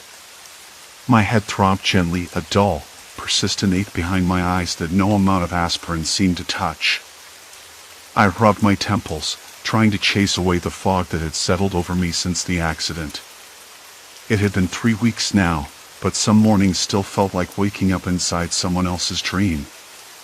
I blinked, and for a moment, the room seemed to twist beneath my lids, walls breathing softly, corners bending just slightly. I shook my head as if to clear it, but the feeling lingered. I told myself it was just a medication, or maybe the brain injury working in mysterious ways doctors hadn't explained. I'd read enough about concussions and trauma to know the brain doesn't always play fair. Memories come and go like loose pages from a book, and sometimes reality itself feels fragile, like glass about to crack. The clock beside my bed ticked loudly, each second echoing in the quiet room. I glanced at it, 6:17 a.m., too early to start the day but too late to fall back asleep. I swung my legs over the side and pressed my feet into the cold wooden floor. The rough grain scratched against my skin, grounding me. I hadn't told anyone about the shadows. Not yet. Not really. They started a few days ago, just flickers at the edge of my vision, dark shapes that retreated whenever I tried to focus on them. At first, I thought it was a trick of the light or maybe my tired eyes playing games. But then they began to appear more often, hovering just beyond the corner of my gaze, too deliberate to ignore. I shook the thought away. Hallucinations. That's what it had to be. The doctor said some patients experience visual disturbances after head injuries. Nothing to worry about. Still, the feeling that I was being watched hung heavy, like a thick fog pressing against my skin. The apartment was quiet except for the faint hum of the refrigerator in the kitchen. I stood and stretched, the muscles in my back stiff from lying still too long. The air smelled faintly of old coffee and something else, something metallic, maybe. Or was it just me imagining smells now? I shuffled to the window and pulled aside the curtain. The street was empty, save for a stray cat prowling near a dumpster. Its eyes glowed briefly in the dim light before it slinked away. The street lamp flickered again, and I caught the briefest glimpse of movement in the shadow beneath it. A figure? No! Just a trick of my mind. I closed the curtain and turned back toward the small kitchen, where a pot of water waited on the stove. I filled the kettle and flicked the switch. The sharp whistle of boiling water was a welcome noise, slicing through the silence like a lifeline. As I waited, I leaned against the counter, eyes drifting to the peeling wallpaper, the chipped paint on the cabinets, the faint stain on the linoleum floor. Details I'd never noticed before. The apartment felt too quiet, too still, like it was holding its breath. The kettle clicked off, and I poured the water over a tea bag, the smell of chamomile slowly filling the room. I wrapped my hands around the warm mug, the heat seeping into my cold fingers. I tried to think about normal things. Work emails I needed to answer. The grocery list I'd scribbled on a scrap of paper. The way my cat, Jasper, liked to purr when I scratched behind his ears. But the shadows crept in again, lurking just beyond the edge of my vision, always there. Watching. I told myself to ignore them. Focus on the here and now. But when I glanced toward the living room, my breath caught. There was a figure standing by the window, no, not standing. Waiting. A silhouette, tall and dark, blurred at the edges like smoke. I blinked hard. Nothing. A shiver ran down my spine. I hadn't heard the door open or footsteps.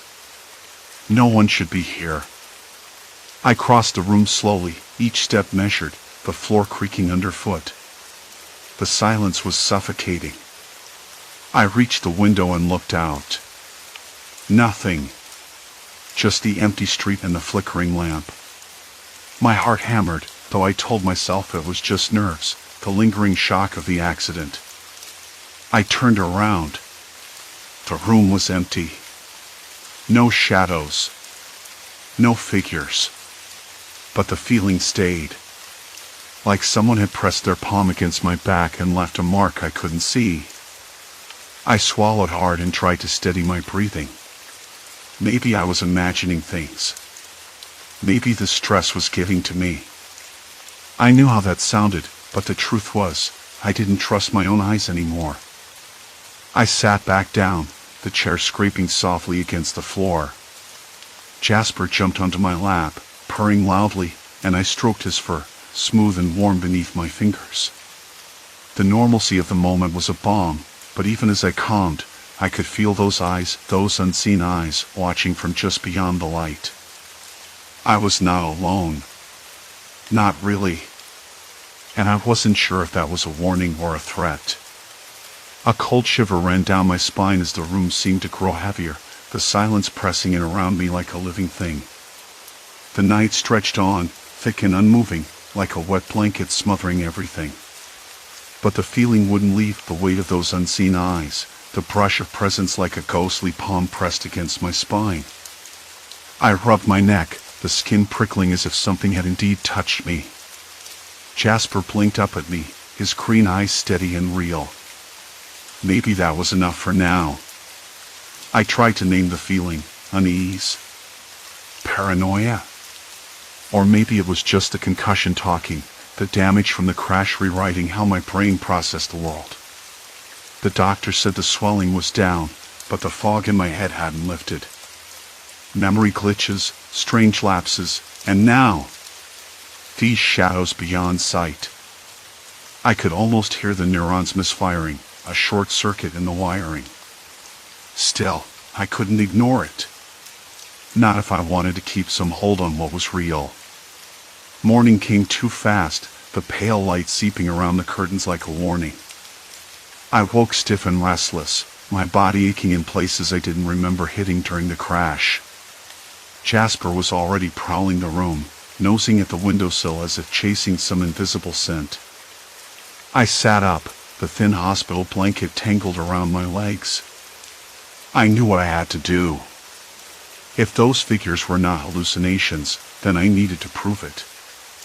If they were part of my fractured mind, well, then I had to understand that too before I lost myself completely. I got dressed carefully, ignoring the dull throb at my temple. The house was quiet except for the occasional creak or distant bird call. I moved like a shadow myself, half afraid that stepping too loudly might draw the attention of whatever was lurking just out of reach. First stop, the spot where the accident happened. The stretch of road was only a mile from my house, a twisting lane edged with cracked sidewalks and scrubby trees. I walked slowly, eyes skimming the edges of the street, searching for something, anything that could explain the feeling of being watched. The air smelled sharp, like rain had fallen earlier and left the asphalt damp. I could hear a dog barking somewhere down the street, distant and urgent. As I approached the curve, I noticed something odd. The street lamp was out. Not flickering, just dead. A faint breeze stirred the leaves, but it was still warm enough to sweat through my shirt. I crouched to examine the cracked pavement where my car had skidded. Tiny flakes of glass glittered faintly in the shadow, and there, pressed into the dirt beside the road, were footprints. Not mine.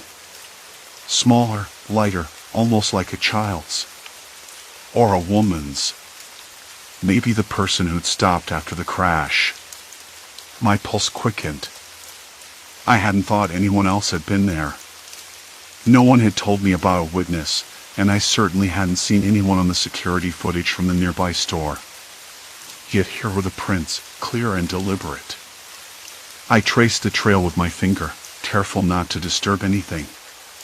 The footprints led to the edge of the woods that lined the road, disappearing under the dense tangle of branches and fallen leaves. I swallowed hard, the knot in my stomach tightening. Why hadn't this come up before? Back at home, I pulled out my laptop and started searching. Local police reports, news articles, community forums. Nothing about any curious passerby or sightings near the crash site. Just the usual traffic accidents and complaints about potholes. I typed footprints near crash site into a forum for local hikers and joggers. A few posts mentioned strange people seen lurking around the woods, shadowy figures that melted into the trees when approached. Some said it was kids playing pranks, others whispered about prowlers or drifters camping illegally. I shut the laptop with a snap. The word prowlers made my skin crawl.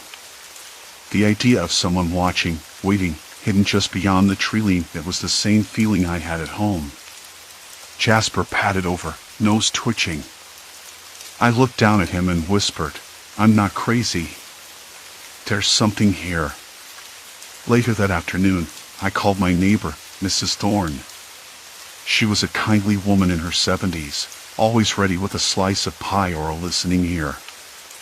I needed to know if she'd seen anything unusual. Her voice was soft but steady over the line. "Emma, dear, I'm glad you called. I've been keeping an eye out since the accident. Saw some strange folks hanging around the park last week. Didn't get too close, didn't feel right. Did you see what they looked like?" I asked, trying to keep my voice calm. "Hard to say. They kept to the shadows, always moving just out of sight. One of them had a limp, I think. I could hear the shuffle. A limp. That detail caught me off guard. The figures I glimpsed in the corner of my eye always seemed to move smoothly, almost too quietly. "I'll come by later," she said. "Maybe we can talk more in person." We ended the call, and I sat back, trying to piece it all together. Shadowy figures, footprints, someone limping. None of it made sense yet, but it was real enough to chase. I paced the living room, the wooden floor creaking beneath my feet. Jasper followed, his tail flicking like a pendulum measuring my rising anxiety. The house suddenly felt smaller, walls closing in like a trap. I checked the locks on the doors and windows again. Twice. The sound of the latch clicking was oddly comforting. But then a noise caught my attention, a soft thud from the basement. My breath hitched. I didn't have a basement. Not a real one. Just a tiny crawl space under the stairs, mostly used for storage. Could something have fallen? Or worse, could someone be there? I crept to the door, heart hammering so loud I was sure it would give me away. The air smelled musty, a mix of damp wood and stale dust. I grabbed a flashlight from the kitchen drawer and flicked it on. The beam cut through darkness, landing on boxes, old paint cans, and a tangle of wires. Nothing moved. Nothing breathed. Still, the feeling remained. That same weight, pressing down, like invisible hands closing in. Then I heard it, a faint whisper, too soft to make out, coming from the back of the crawl space. I froze, every nerve on edge. The voice sounded like a warning or a plea. I strained to listen, but it was gone. I swallowed the lump in my throat and backed out slowly, shutting the door behind me with a soft click. I sat on the stairs, the flashlight still in my hand, and tried to steady my shaking fingers. The line between what was real and what was imagined was blurring faster than I could track. Was my brain playing tricks, or was there someone or something inside my house? I glanced at the window. Outside, the shadows were gathering again, thickening as dusk settled. But when I blinked, there was nothing. Just the night. And me. And the quiet, watching. The question wasn't if they were out there anymore. It was when they'd move. The night outside thickened, pressing against the window pane like a living thing, and the shadows seemed to pulse with intent. I stayed on the stairs, flashlight still clutched in my trembling hand, listening. The whisper had vanished, but the silence that followed was almost worse. It wasn't empty, it was waiting. I tried to breathe evenly, but the air felt stale, heavy with dust and something else. Something faint, metallic. Like the scent of old pennies, but sharper. It reminded me of the hospital room after the accident, that sterile smell mixed with antiseptic and fear. That memory tightened my throat. I looked back toward the crawlspace door. The faint outline of the dark threshold seemed to throb in the low light, almost like it was watching me. I told myself it was nothing. Just my brain misfiring. The doctors had warned me about hallucinations, about visual distortions. But the whisper, how do you explain that? It wasn't just a flicker at the edge of my vision. It was a voice. A warning, maybe. Or a plea. My legs moved before my mind caught up.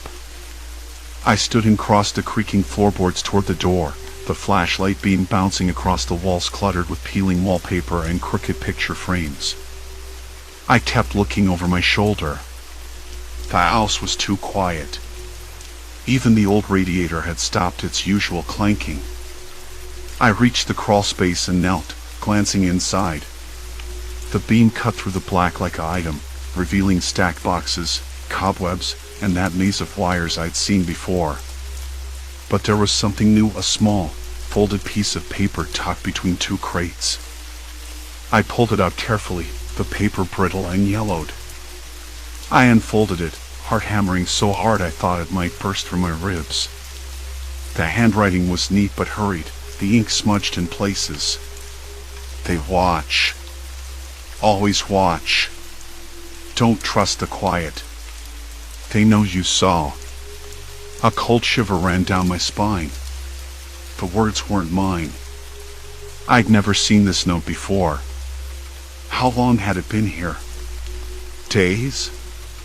Weeks? And who had written it? The whisper wasn't in my head. Someone else was here. Someone who knew about the shadows.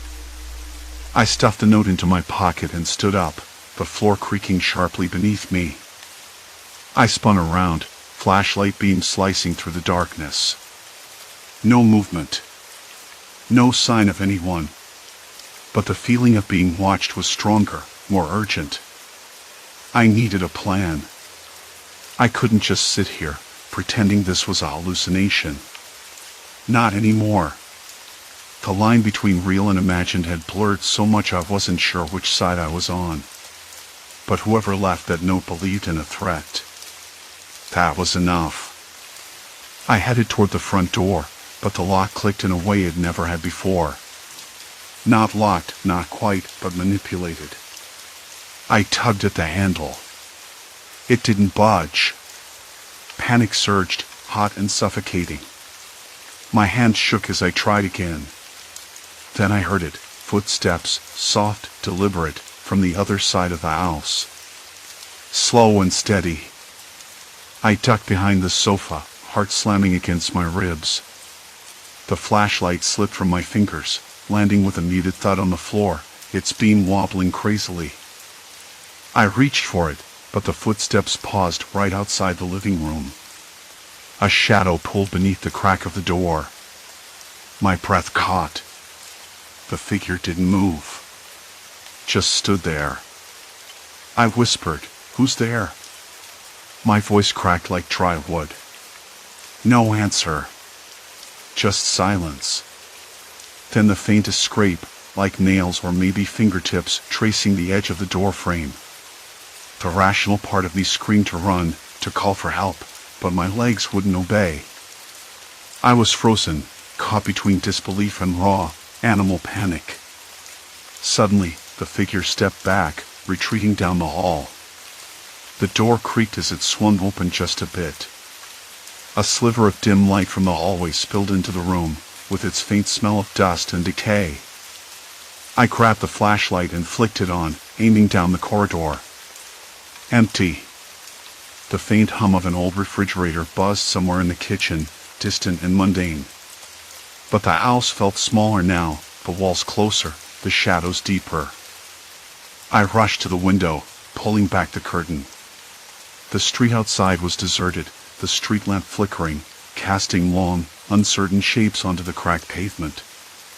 No cars, no people. Just the usual night sounds, a distant dog barking, a faint rustle of leaves in the wind. I pressed my forehead against the cool glass and tried to calm the tremors shaking through me. This was no longer just about what my damaged brain might be conjuring. Someone was inside my house. Watching.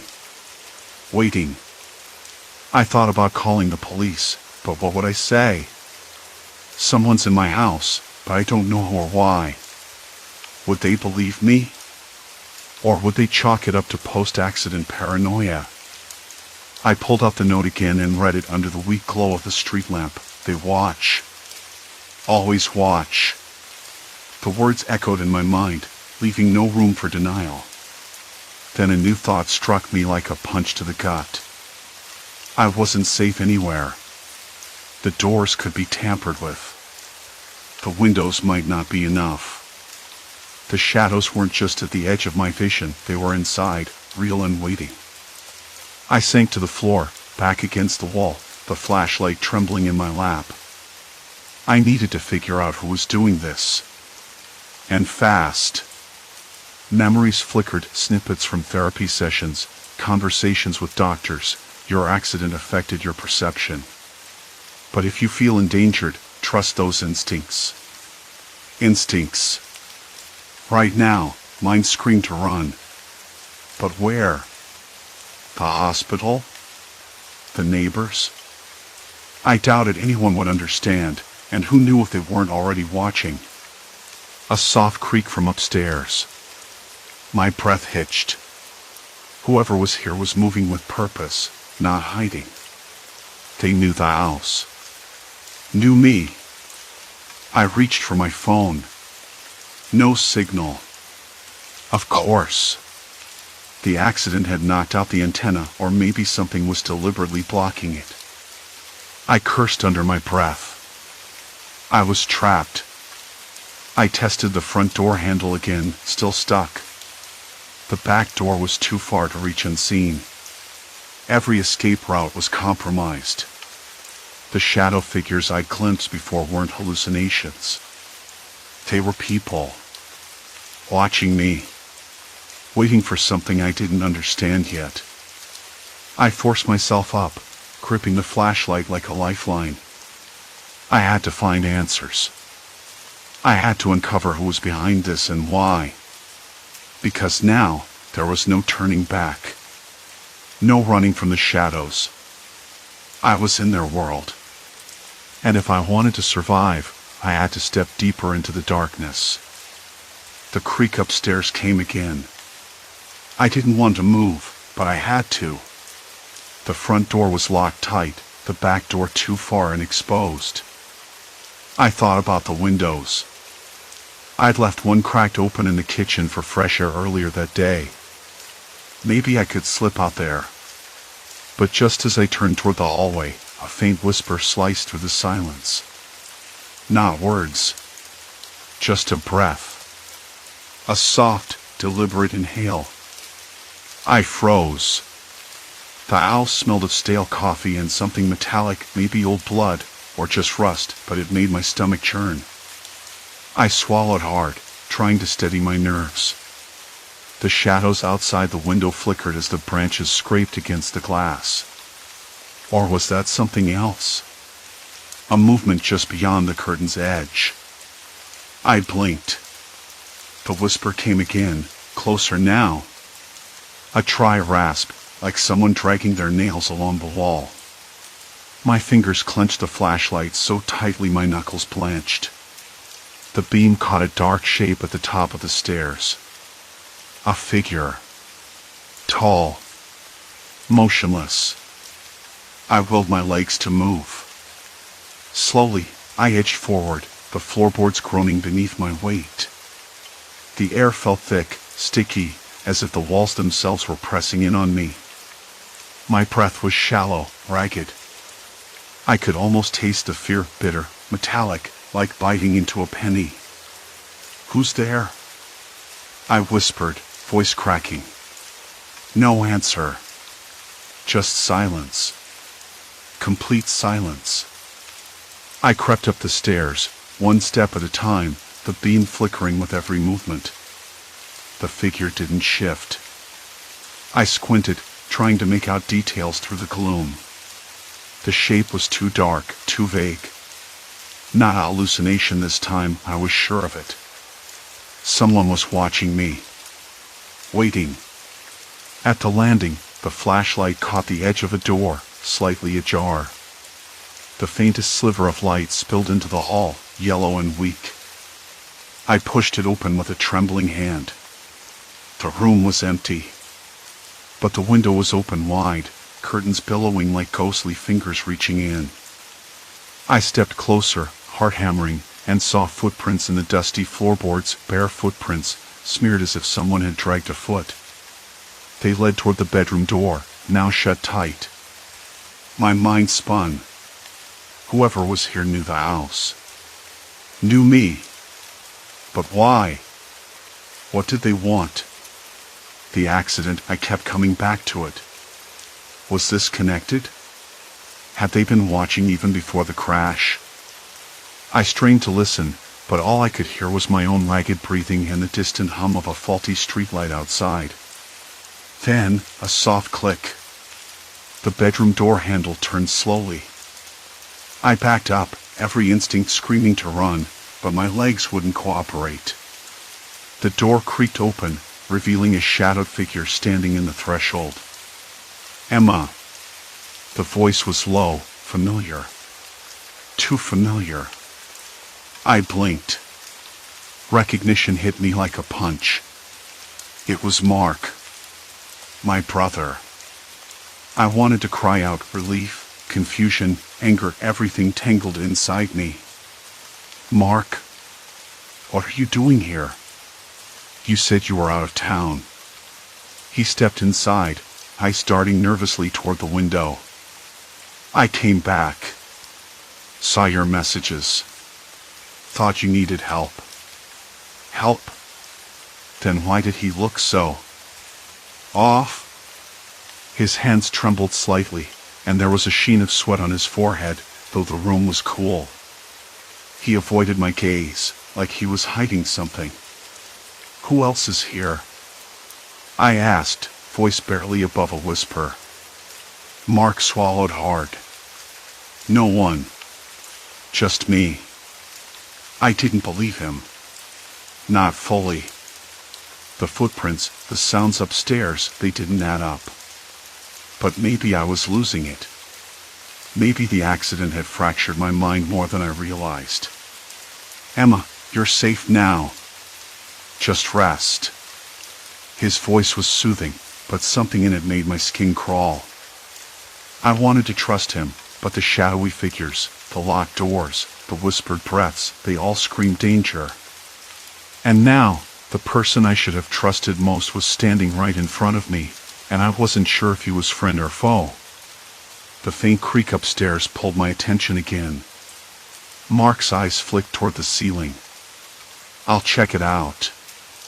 No, I said sharply, gripping his arm. We need to leave. Now. He shook his head, eyes darkening. You don't understand what's happening. You can't run from this. My pulse surged. Then what am I supposed to do? Sit here and wait for them to come back? Not them, Mark said, voice low and urgent. It's not some strangers.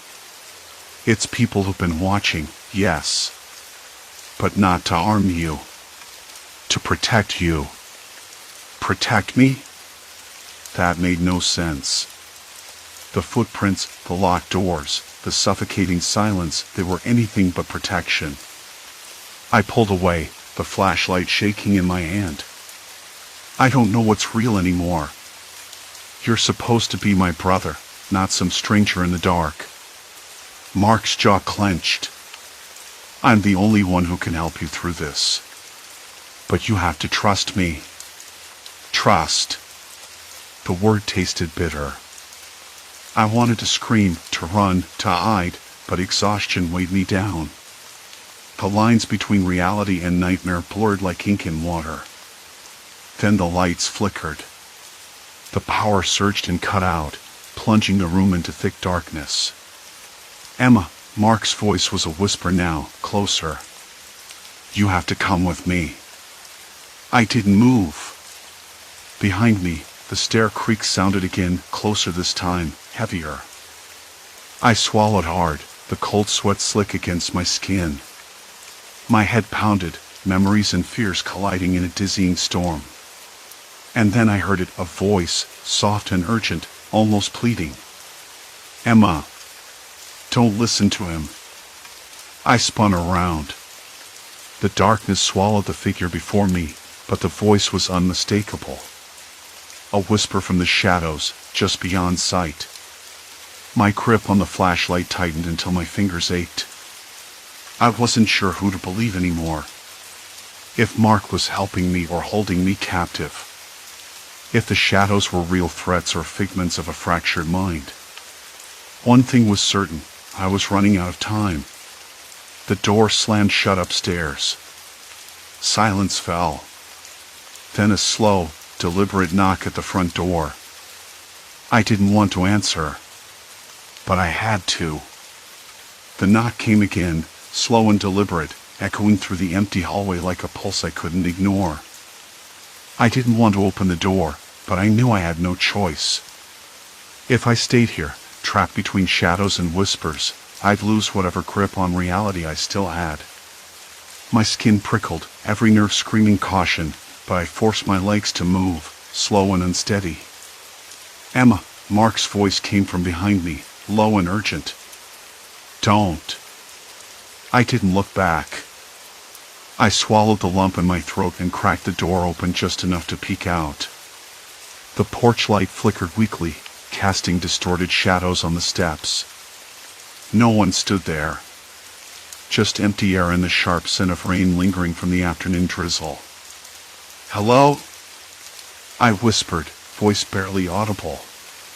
The porch was empty. I blinked, trying to clear the fog clouding my mind.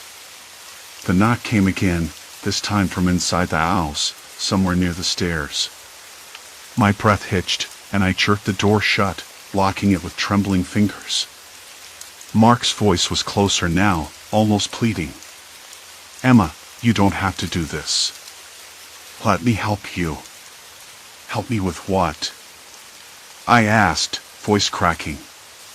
"How do I know you're not part of this? How do I know what's real anymore?" He hesitated. "Then, you're safe here. Outside, it's dangerous. They're watching." The word they made my skin crawl, but I didn't ask who. I couldn't afford more questions, not tonight. Not when every shadow seemed to stretch and twist into something sinister.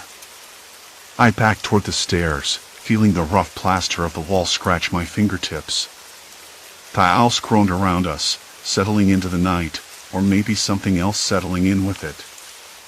I wanted to believe Mark, but the voice I heard, soft, urgent, pleading, still echoed in my ears. I heard it clearly, but it wasn't Mark's. Whoever was whispering from the dark was telling me to ignore him. To run. "Emma," Mark said quietly, "I know you're confused. But you're not imagining this. I've seen them too." His eyes searched mine, desperate for trust. The shadows, they're people. Watching, waiting. They want something. I swallowed hard, the metallic taste of fear in my mouth. "Why me? Why now?" He shrugged, but his jaw was tight. "Because you saw something. Something you weren't supposed to." I wanted to ask what, but my head throbbed too much. I sank to the floor, wrapping my arms around my knees. The flashlight rolled beside me, its beam flickering weakly. Darkness pressed close, thick and suffocating, but I forced my eyes to stay open. A memory surfaced, sharp and sudden, the crash, the glass shattering, then the darkness inside my own head. The doctor said it was a concussion, some damage to the brain that made me see things that weren't there. hallucinations, side effects. But Mark's words gnawed at me. If he was telling the truth, then maybe the shadows were real. Maybe they were watching me now. I looked up. The hallway was empty, but the feeling of being observed didn't fade. My skin prickled again, and I caught a faint movement at the edge of my vision. A figure, just beyond the doorway, slipping away before I could focus. Did you see that? I whispered, heart racing. Mark nodded grimly. They don't like being seen, but they're always there. The silence stretched, heavy and unbroken except for the distant hum of the city beyond the walls. I rubbed my temples, trying to push away the pounding headache, the swirl of confusion. We have to get out, Mark said suddenly. Tonight. Before they close in. Where? How? I asked, voice barely a whisper. He hesitated, then pulled a folded map from his jacket pocket. There's a safe place. A friend's house, out of the city. They won't find us there. I stared at the map, its creases worn and edges frayed. I wanted to believe it was that simple. Escape. Safety. But the shadows outside, the whispers in the dark, they felt like chains wrapped tight around my mind. I stood unsteadily, gripping Mark's arm for balance. I don't know if I can trust anyone right now. He looked at me steadily. You don't have to trust me. Just trust yourself. You're stronger than you think. The words felt hollow, but maybe they were true. Maybe I was stronger, even if my mind felt like a shattered mirror, reflecting fragments of reality and nightmare. We moved quickly then, stepping into the night with the flashlight's beam cutting through the dark.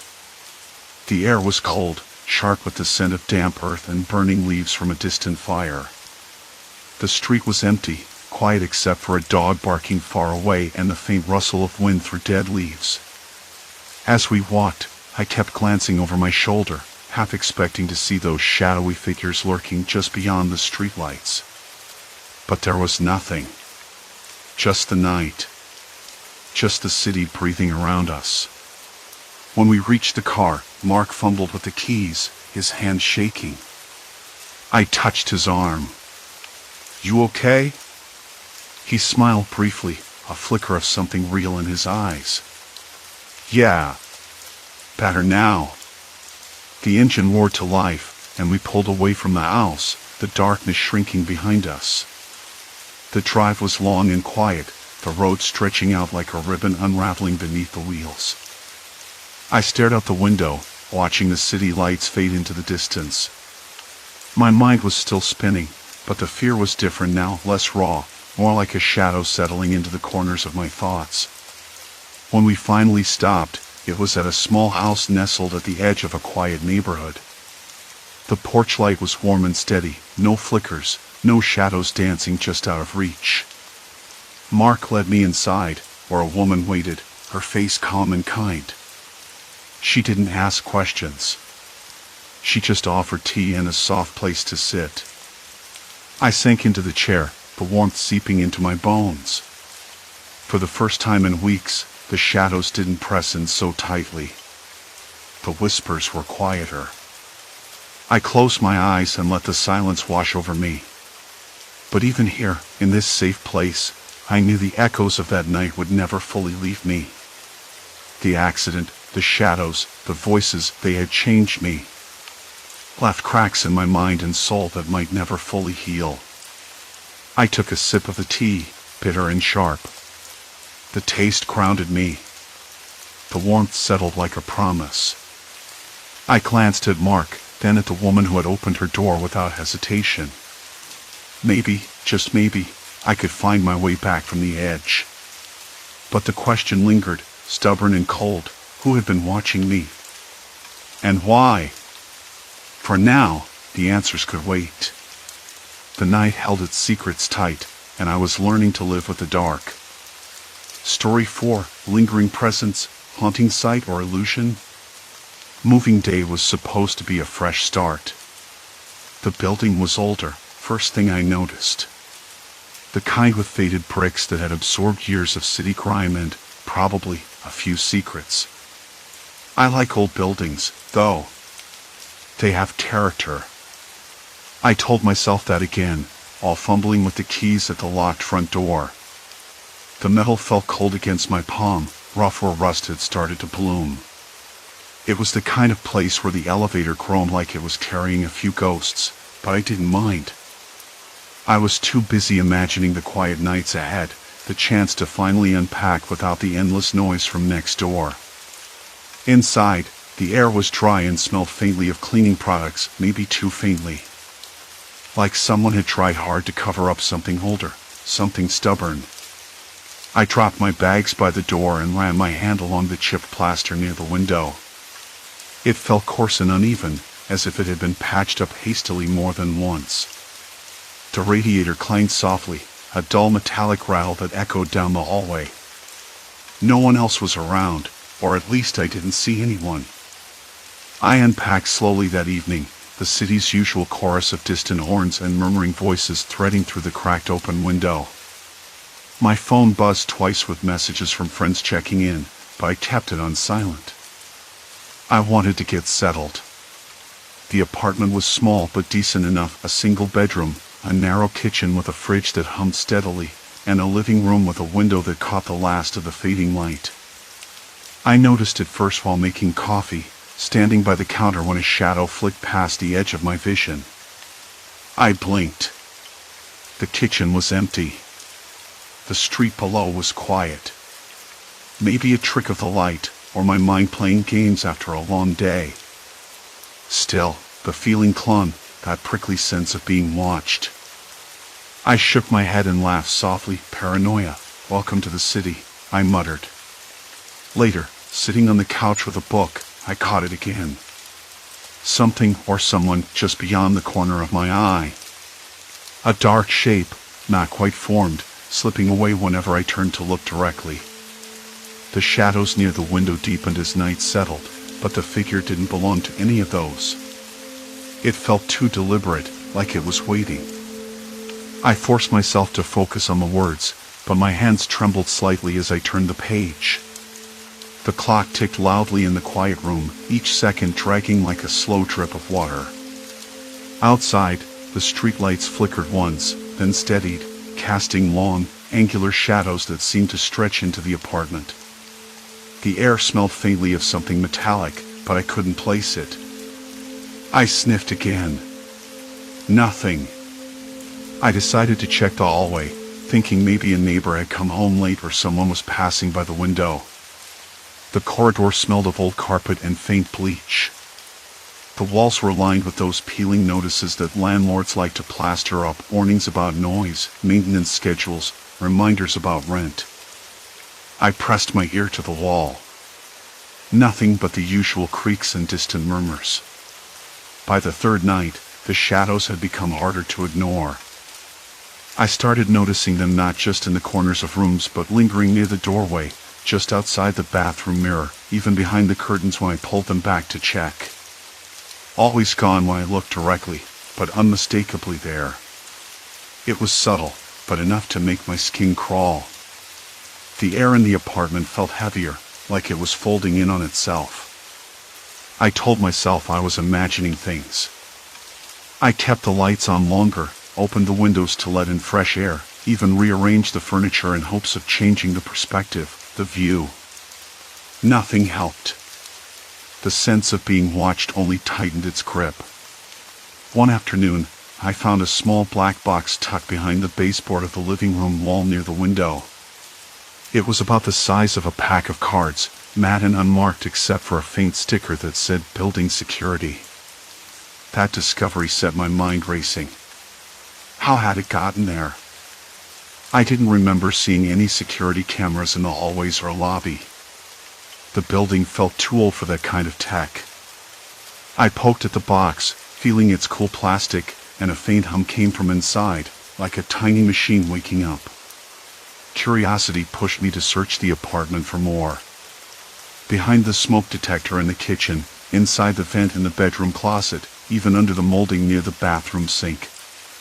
There were several devices, small and discreet, all wired into the walls. Someone had installed a network of surveillance without telling tenants.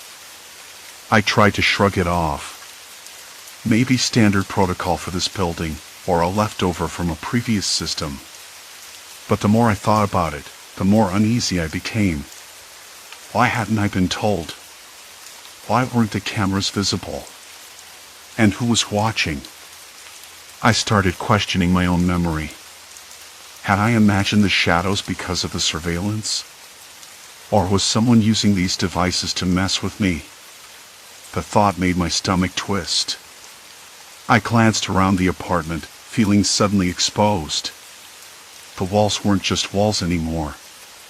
They were eyes. Silent, unseen, waiting.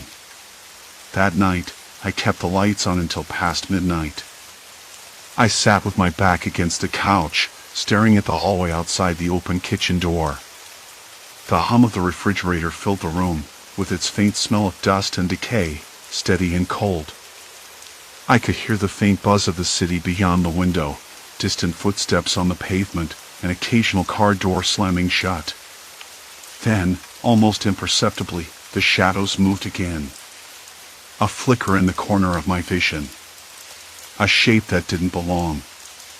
I turned sharply, heart thudding hard enough to echo in my ears. Nothing but the empty hallway. I told myself it was nothing. But even as I said it, my lips trembled. The apartment didn't feel like home anymore.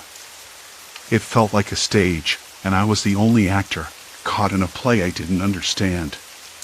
The thought settled in me like a cold stone. Someone was watching. And they knew I was watching back. The night stretched on, long and brittle like cracked glass beneath my skin. I tried to shake it off. Maybe it was just exhaustion. The move had worn me down more than I realized, and the city's noise was relentless. Somewhere outside, a dog barked. The faint smell of garbage drifted through the cracked open window. The hum of the refrigerator kept its steady drone. But beneath that mundane soundtrack, I felt an undercurrent of something wrong, something deliberate. By the time dawn crept through the blinds, I was a mess of nerves and bad sleep. The shadows had vanished but left their residue on my skin, a clammy unease that wouldn't leave. I lay in bed, staring at the ceiling, tracing the spiderweb cracks in the plaster with my eyes. I knew I couldn't ignore what was happening. Not anymore. The next morning, I woke up still thinking about what I had seen. Coffee in hand, I sat by the window, watching the building's courtyard. The sun was pale, the sky a washed-out blue. I pulled out my phone and reread the notes I'd taken the night before, flickers, shapes, the sense of being watched. But no concrete proof. Just paranoia, or so it seemed. I knew I had to investigate further. I couldn't just wait for the shadows to return and hope I'd be ready. The building itself had to have some answers. I pulled on a jacket and headed to the lobby. The receptionist was a middle-aged woman with a permanent scowl and a voice like gravel. "Can I help you?" she asked without looking up. "I need to ask about the building's security system," I said, trying to keep my voice steady. "I think there might be surveillance cameras inside the hallways." Her eyes flicked up, sharp and suspicious. "Of course there are cameras. Every building has them these days." She leaned forward, voice lowering. "Why? You feeling watched or something?"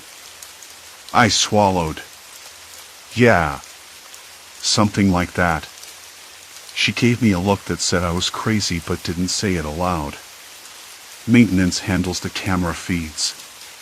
You can check with them if you want." She tossed a plastic ID card across the desk. "Here. Talk to Mark in the basement." Basement. That sounded promising in the worst way. The elevator ride down was slow, the air growing cooler, damp with the smell of mold and old concrete. The basement was a maze of pipes, boxes, and flickering fluorescent lights. I found the maintenance office after a few wrong turns, a small room cluttered with tools and empty coffee cups. Mark was younger than I expected, maybe late 20s, with grease-streaked hands and a tired smile. "You here for the cameras?" he asked. "Yeah. I'm a new tenant. I've noticed odd things. Shadows. I want to see if the cameras caught anything." He hesitated, then nodded. "Sure. I can show you the system. But heads up, some of the feeds might be offline right now. We've had issues." He booted up the old computer, its screen flickering to life, a maze of black and white camera angles showing hallways, stairwells, and the lobby. I scanned the feeds, heart thumping. The quality was grainy, but it was enough. "Look," I said, pointing to one feed. "That's my floor?" "Yep. 4th floor. East wing." I watched for a few minutes, then stopped. Something was off. One camera feed flickered, then blacked out. "Why does that one keep cutting out?" Mark shrugged. "Old wiring. Happens sometimes." I wasn't convinced. "What about recording? Do you keep footage for a while?" He tapped a few keys. "Yeah. Usually 2 weeks. But, sometimes the system glitches. Might lose some files here and there. Can I see the recordings from last night?" He hesitated again, then nodded. "Sure. Give me a sec." The replay started, showing the hallway outside my apartment. I held my breath, eyes wide. At first, nothing. Just empty corridor, flickering light overhead. Then, near the edge of frame, a shadow shifted. Slow, deliberate. It was unmistakably a figure, a person, standing just out of clear view, watching. I leaned closer. The figure didn't move for minutes, just waited. Then, as if aware of the camera, it slipped away into the darkness. My hands trembled. "Who is that?" Mark looked at me, expression unreadable. "No idea. Could be a tenant, could be someone sneaking around." I tried to steady myself. Why would someone be watching me? He shrugged again. "Sometimes people get weird. Especially here. You don't think it's the building management?" He laughed, a short, bitter sound. "Management? They're too busy counting rent and ignoring complaints." But then I remembered the receptionist's wary glance. The odd way she avoided eye contact. The way the cameras flickered and cut out just when I needed them most. I left the basement feeling more unsettled than before. The building was watching me, yes, but not just through shadows in the hall. Someone was controlling what I saw, what I didn't see. The surveillance system was a tool, and I was the target. Back in my apartment, I paced the living room. My phone buzzed, a message from my neighbor, Sarah, who lived across the hall. I'd met her briefly when I moved in, a quiet woman in her 30s with sharp eyes and a warm smile. "Hey. Heard noises last night? Thought I heard voices outside my door." I stared at the message. Maybe I wasn't alone after all. I typed back quickly. "Yeah. Something's not right here. Can we talk?" Minutes later, she knocked softly. Her face was pale, but her eyes were steady. She stepped inside, closing the door behind her. "I don't usually do this," she said, voice low. "But I've seen things. Cameras that aren't supposed to be there. People hanging around late at night." I nodded, relief and dread twisting in my chest. You think it's someone in the building? She glanced around nervously. I'm not sure, but I don't think it's random. We spent the afternoon piecing things together, comparing notes, sharing stories of strange noises and moments when the shadows seemed to stretch just a little too long. Sarah mentioned an old maintenance closet on the 3rd floor, sealed off but rumored to house the building's control room. Nobody ever went in. Officially. That night, as darkness settled once more, I stared at the hallway outside the kitchen door, the old hum of the fridge filling the silence. The shadows gathered again, but this time I wasn't the only one watching. Sarah's words echoed in my mind: control room, hidden cameras, manipulated feeds. The walls weren't just watching anymore. They were waiting. And I was running out of time. The fridge's hum filled the kitchen again, steady and unyielding. I ran a hand through my hair, the strands rough and tangled under my fingers. The apartment smelled faintly of stale coffee and something metallic, like old batteries, probably from the smoke detector that blinked erratically in the corner. I hated the smell, but it felt oddly familiar, like a warning I couldn't quite place. I told myself it was time to stop pretending. Time to stop hoping this was all just some weird coincidence or my imagination running wild. I had to find that control room. The door to the maintenance closet was supposed to be on the 3rd floor, according to Sarah. Locked tight, no keys given out, no one allowed in. Rumors said it was abandoned, but I now suspected it was anything but. I grabbed my jacket, the fabric stiff and cold against my skin, and slipped my phone into my pocket. The battery was low, but I didn't need much, just a flashlight app and the willingness to look inside a locked closet that probably held more than dust and old tools. The elevator groaned as I pressed the button, reluctant but functional. On the way up, the walls seemed to close in, the flicker of the overhead fluorescent lights making the shadows dance.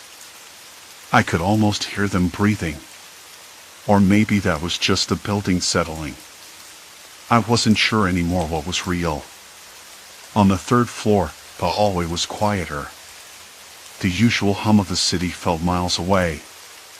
The door was there, paint peeling, the lock rusted but sturdy.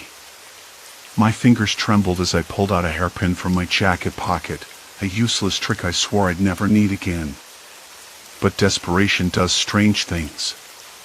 Click. The lock gave way faster than I expected. I stared at the dark opening, swallowing the sharp taste of fear and adrenaline. Inside, the air was colder, musty with the scent of old electronics and damp concrete. I flicked the flashlight on and stepped inside. The room was smaller than I imagined, cramped with a tangled mess of wires, dusty monitors, and blinking lights. It looked like a forgotten nerve center, pulsing quietly in the dark. One desk was covered in papers, blueprints, building schematics, and a laptop sat open, its screen alive with streams of live footage. I leaned closer, the light from the laptop illuminating my face. The camera feed showed every hallway, stairwell, and even the laundry room. I felt exposed, like the building was watching me back. There were dozens of cameras, some I knew, some I hadn't even noticed before.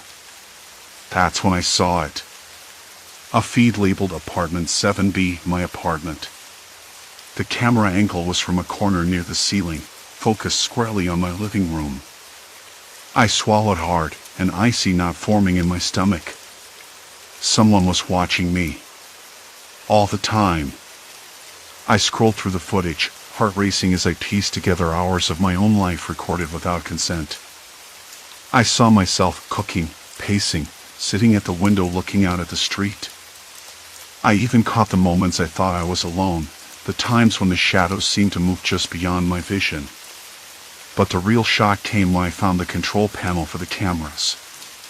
There was a timeline, buttons for playback, and something else, a log of recent activity. It showed a user logged in remotely, manipulating the feeds, switching cameras on and off, altering angles, creating shadows. Gaslighting, exactly as Sarah said. I tapped at the screen, my fingers barely steady. The username was a string of letters and numbers I didn't recognize. Whoever it was, they had access to every inch of the building's surveillance, and more disturbingly, control over what I could see. A sudden noise made me jump, a soft click from the hallway outside. My breath caught, the flashlight beam shaking as I swung it toward the door. Silence. Complete silence. But I wasn't alone. I pressed a button on the laptop, switching the feed to the hallway outside the closet. The camera was there, hidden near the ceiling, watching me just as I watched it. The door handle rattled briefly. I backed away, heart pounding so loudly I was sure it would betray me. Then the lights flickered. The screen went black. The door creaked open. I froze, the cold sweat clinging to my skin. Whoever was out there knew I was inside. The thought crushed any hope of escape or secrecy. "Hello?" The voice was low, calm, but laced with something dangerous. I recognized it immediately. It was the building's superintendent, Mr. Harris. The same man who had told me everything was normal, who dismissed Sarah's concerns. "I know what you're doing," I said, trying to keep my voice steady. He smiled, a slow, chilling expression. "You shouldn't be here. This isn't a game." I swallowed, stepping backward until I bumped into the wall. The room was a trap. I was trapped. He moved closer, ignoring the trembling in my hands. "You're in too deep now. There's no going back." I realized then that the building wasn't just watching me, it was against me. Every shadow, every flicker of light, every moment I thought I was alone had been orchestrated. A cruel performance designed to break me down. The control room was his domain, and I just walked into the lion's den. Outside, the city lights blinked indifferently. Somewhere far away, a dog barked. The building's walls closed in tighter. I wasn't just a tenant anymore. I was a prisoner. And the truth? It had just become a sentence. The room felt colder than before, or maybe it was just the way the light flickered unevenly overhead, casting irregular shadows that didn't belong to anything real. Mr. Harris stood before me, his smile a slow, deliberate cut through the stale air. I could hear my own breathing, shallow, ragged, like it was the only sound that mattered in the entire building. The quiet hum of the control panels, the faint buzz of fluorescent bulbs struggling to stay alive, and the distant city noises beyond the thick concrete walls all seemed to conspire against me. He didn't move any closer, but I could feel the weight of his presence like a pressure in my chest. "You're in too deep now. There's no going back," he said again, his voice low but steady, like he was reading from a script he'd rehearsed 1,000 times. I swallowed hard, trying to ignore the trembling in my hands. "Why? Why are you doing this?" The words barely left my mouth before the room seemed to close in tighter, the air thick with something sour and metallic, fear, maybe, or just the taste of defeat. "Mr. Harris shrugged. "It's not personal." He tapped a finger on the console. "This building is a system. People come and go, but the system stays. It watches. It controls."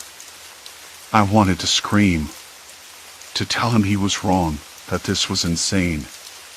But my throat was dry, my voice caught somewhere between disbelief and exhaustion. "But why me? Why pick on me?" His smile widened, but it didn't reach his eyes. "You saw too much. You asked too many questions." Then, as if noticing the growing panic in me, he added softly, "You think you're special? You're just another part of the machine now." I backed up without thinking, bumping into the cold wall again. The plaster was rough beneath my fingertips, grounding me in a way the surreal moment couldn't. My mind raced, trying to piece together what I'd learned, the cameras, the shadows, the whispers that weren't whispers, the way the building itself seemed alive, watching, waiting. All of it manipulated by Harris or someone like him, someone who knew every creak and sigh of these walls. "You're lying," I said. "There has to be a way out." He laughed then, but it was hollow, like the sound that seemed to vibrate in my bones had been dredged from a place too dark to name. "Out? There is no out. Only through." I didn't understand at first. Through what? Through what? Then the monitors lit up, one by one, showing different parts of the building, the lobby, the stairwells, the hallways. The angles were sharp, sterile. I saw myself in each frame, alone, vulnerable, a ghost in a glass cage. But then something else caught my eye. Other figures, shadowed, indistinct but moving, watching from corners, waiting. "Look closely," Harris said, nodding toward the screens. "You're not alone." Not really. I felt a cold shiver crawl up my spine. The figures weren't ghosts. They were real people. Watching. Waiting. Agents of the system, maybe? Or just lost souls caught in the same web. The idea made my stomach twist. The building wasn't haunted by spirits. It was haunted by people. People like Mr. Harris. People who thrived on control, on fear, on breaking you down until all you had left was your own unraveling mind. I clenched my fists, nails digging into my palms, grounding myself. "I'm not going to let you win." He tilted his head. "Win? No one wins here. You just survive. Or you don't." His smile faded, replaced by something colder, more calculating. "That's the choice." I glanced at the door, calculating the distance, the chance. But then the monitors switched again, this time showing my apartment empty but for the faint, shifting shadows I'd come to dread. I saw the outline of a figure in the hallway outside my door, standing just out of sight, waiting. I swallowed. "Who's that?" His lips twitched into a smirk.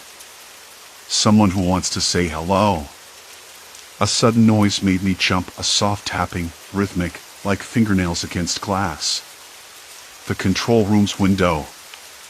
I turned toward it, heart hammering, but there was nothing there. Just the dim hallway beyond, empty and silent. "Stop this," I whispered. "Please." But Mr. Harris only shook his head. "You can't stop what's already started. The building watches. It waits. And you're just the latest story." The weight of those words settled over me like a shroud. I felt my legs weaken, the fight draining out of me. But beneath the exhaustion, something stubborn flickered. A spark of defiance, of clarity. If the building was a machine, then maybe it could be broken. I stepped forward, toward the console, toward the screens. "Show me everything," I demanded. "Every camera, every recording from day one." He hesitated, just for a fraction of a second, before nodding. "Your curiosity could be your undoing." The screens multiplied, hallways, stairwells, the lobby, even hidden crawl spaces I hadn't known existed. Hours of footage played out like a thread unraveling. Faces appeared, tenants, visitors, people I'd passed in the hall without a second thought. Some watched me. Others whispered in shadows. Everyone connected by the unseen web of cameras, the building's silent eyes. And then I saw it. A figure in a dark jacket, lurking just beyond the frame of one camera, slipping quietly through corridors moments before I'd arrived. A shadow among shadows. Someone who had been here longer than me, someone who knew the building's secrets. I leaned closer, the stale air filling my lungs, the hum of machines around me. The thought chilled me to the bone. "Who are you?" I asked the empty room. "Mr. Harris's voice broke through the silence. "That's the question you should have asked days ago." Suddenly, the door slammed shut behind me. The faint click of the lock echoed, sharp and final. I spun around, heart crashing against my ribs. Alone? No. Never alone. The building was alive, and it had just closed the trap. A voice, low and steady, came from the speaker above the console. "Welcome to your new home." And I knew then this was far from over.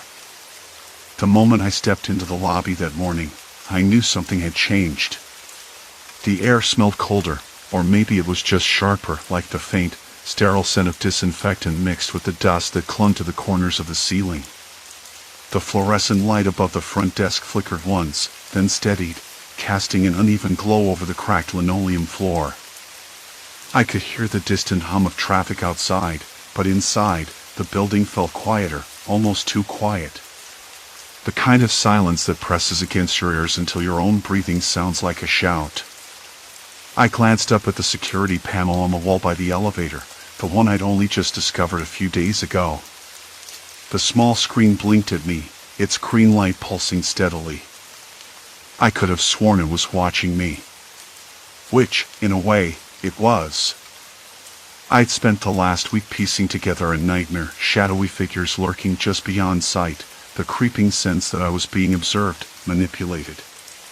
That the building itself was a cage, and someone held the keys. When I finally confronted Mr. Heller, the building manager, it wasn't in the lobby like I'd imagined. No dramatic showdown. Instead, I found him in the cramped office behind the front desk, hunched over a cluttered desk scattered with papers and empty coffee cups. His face was tired, eyes sunken and wary, but when I asked about the cameras, about the shadows I'd seen, he didn't even blink. "You're not the first one," he said quietly. "People see things they shouldn't. Feel watched. It's the building's system. Old wiring, bad wiring, and someone's been messing with it." He paused, rubbing his forehead like a man trying to keep a headache at bay. "Look, the cameras are for security, but they're connected to the main office. There's a feed, but it's been hacked. Someone's been using it to play tricks. Make you doubt yourself. Isolate you." I wanted to shout, to demand to know who, but he just shook his head. "I don't know who, and I can't prove it either. But you're not imagining it." His words hit me harder than any argument. Not because I needed someone to confirm my fear, but because it meant I wasn't crazy. That the shadows weren't just figments of a tired mind. The problem was real. Human. Deliberate. I spent the rest of the day feeling like a ghost in my own home. The apartment was bright and cold, the walls too thin, the floors creaking underfoot. I kept the blinds drawn, the curtains pulled tight against the outside world. I sat in the living room, eyes darting to every corner, every shadow. There was no one there. No figures watching. Just the occasional flicker of the streetlight outside, the distant bark of a dog, the low rumble of the city breathing around me. Still, the feeling lingered. Later that evening, I called Sarah. My voice was rough, the words coming out in short bursts, like I was trying to catch my breath. "I think someone's been using the cameras to mess with me," I said. "To watch me. To make me feel like I'm losing it." She was quiet on the other end. "That's awful," she finally said. "Do you think it's someone in the building?" "I don't know, but I'm going to find out." Sarah didn't argue. She just said, "Be careful. And don't shut me out." I promised I wouldn't. And I meant it. The next morning, I woke early. The sun was just beginning to rise, casting a pale light through the window. The apartment felt less like a trap now, more like a place needing repair. I made coffee, the bitter taste grounding me, and sat down with my laptop. I started digging. Old tenant records, maintenance logs, security footage archives, anything I could find. Hours passed with nothing but dead ends and encrypted files. Then, just when I was about to give up, a small detail caught my eye. A username logged into the camera system late at night, one that shouldn't have had access. I cross-referenced it with building staff. No match. But it repeated, day after day, always active when the shadows were most vivid. I printed the logs and took them to the police station. The officer listened, brows furrowed, but didn't dismiss me outright. They opened an investigation, a small folder now marked with my name and the building's address. I still lived there during the process, though I spent more time outside than in. The shadows didn't vanish, but I learned to meet them with steady eyes. They became less frightening when I knew they were just pixels on a screen, manipulated by someone sitting behind a monitor somewhere else. One afternoon, the police called me. They had a breakthrough. The unauthorized access came from a maintenance worker, someone who had a grudge against the building manager. He'd been using the system to mess with tenants, to unsettle them, to make the building seem haunted, or worse, unsafe. I felt a strange mix of relief and anger when I heard. Relief that there was a culprit, that I hadn't lost my mind. Anger that someone had weaponized a building's own security against its residents, twisting trust into terror. The man was removed from his job immediately. The building's security system underwent a complete overhaul, cameras repositioned, feeds secured. Mr. Heller apologized for not acting sooner, though his apology felt hollow after everything I'd been through. I moved out a month later. Packing up my things was bittersweet. The apartment had become a strange kind of home, even with the shadows lurking just beyond the edge of sight. I realized I wasn't the same person who had arrived, eager and hopeful. The experience left me raw, more cautious, but also strangely stronger. On my last night, I stood by the window, looking out at the city lights. The distant buzz of cars, the muted conversations of late-night wanderers, the faint scent of rain carried on the wind. No shadows. No watchers. Just a normal, imperfect world. I thought about Sarah's voice, steady and kind. About the police who took me seriously when others might have brushed me off. About how isolation had nearly swallowed me whole, but connection pulled me back. I closed the curtains gently, turned off the light, and let the silence settle. It wasn't peace exactly, but it was enough. As I locked the door behind me for the final time, I didn't look back. Because the real shadows had been inside all along, the ones cast by doubt, loneliness, and fear. And now, they were fading. I walked away into the night, ready to begin again. Story 5, Eyes on the Road, Hitchhiker Foretells Danger. The highway stretched out ahead like an endless gray ribbon, worn smooth by the steady crawl of tires and the dull hum of engines. I'd left the office about an hour ago, the usual slog of emails and meetings still buzzing somewhere in the back of my head. Driving these familiar roads should have been a kind of comfort, a transition from work to the quiet of my apartment. Instead, an odd restlessness had taken root in me, a vague, unplaceable itch beneath the skin. The kind of feeling that makes you glance in the rearview mirror one too many times, wondering if something's watching you from the back seat. I checked my watch. 5:13 p.m. The sun would be down soon. I should have been thinking about dinner plans, or, more likely, the stack of unread books by my bedside, but instead, I was thinking about the person I'd seen on the side of the road a few miles back. They were standing just past a bend, thumb out, the classic hitchhiker pose. Clean jeans, faded blue jacket, something about the way they stood caught my eye. Not desperate, not ragged. Just waiting. I passed them without stopping the first time, the habit of not picking up strangers kicking in before I'd even given it much thought. But then something nudged me to turn around. A sudden impulse I couldn't explain. The next exit came up faster than expected. I slowed, pulled off, and circled back. When I reached the spot again, the person was still there, shifting weight from one foot to the other, eyes scanning the road like they were searching for something or someone. I stopped a few feet ahead and rolled down the window. "Need a ride?" I asked, trying to keep my voice light, casual. They looked at me then, really looked, and for a moment I thought I might have made a mistake. Their eyes were sharp, too clear, like they'd seen more than they should have. A flicker of something unreadable passed over their face. "Thanks," they said, voice calm, steady. "I'm headed east." I nodded, unlocking the passenger door. "Hop in."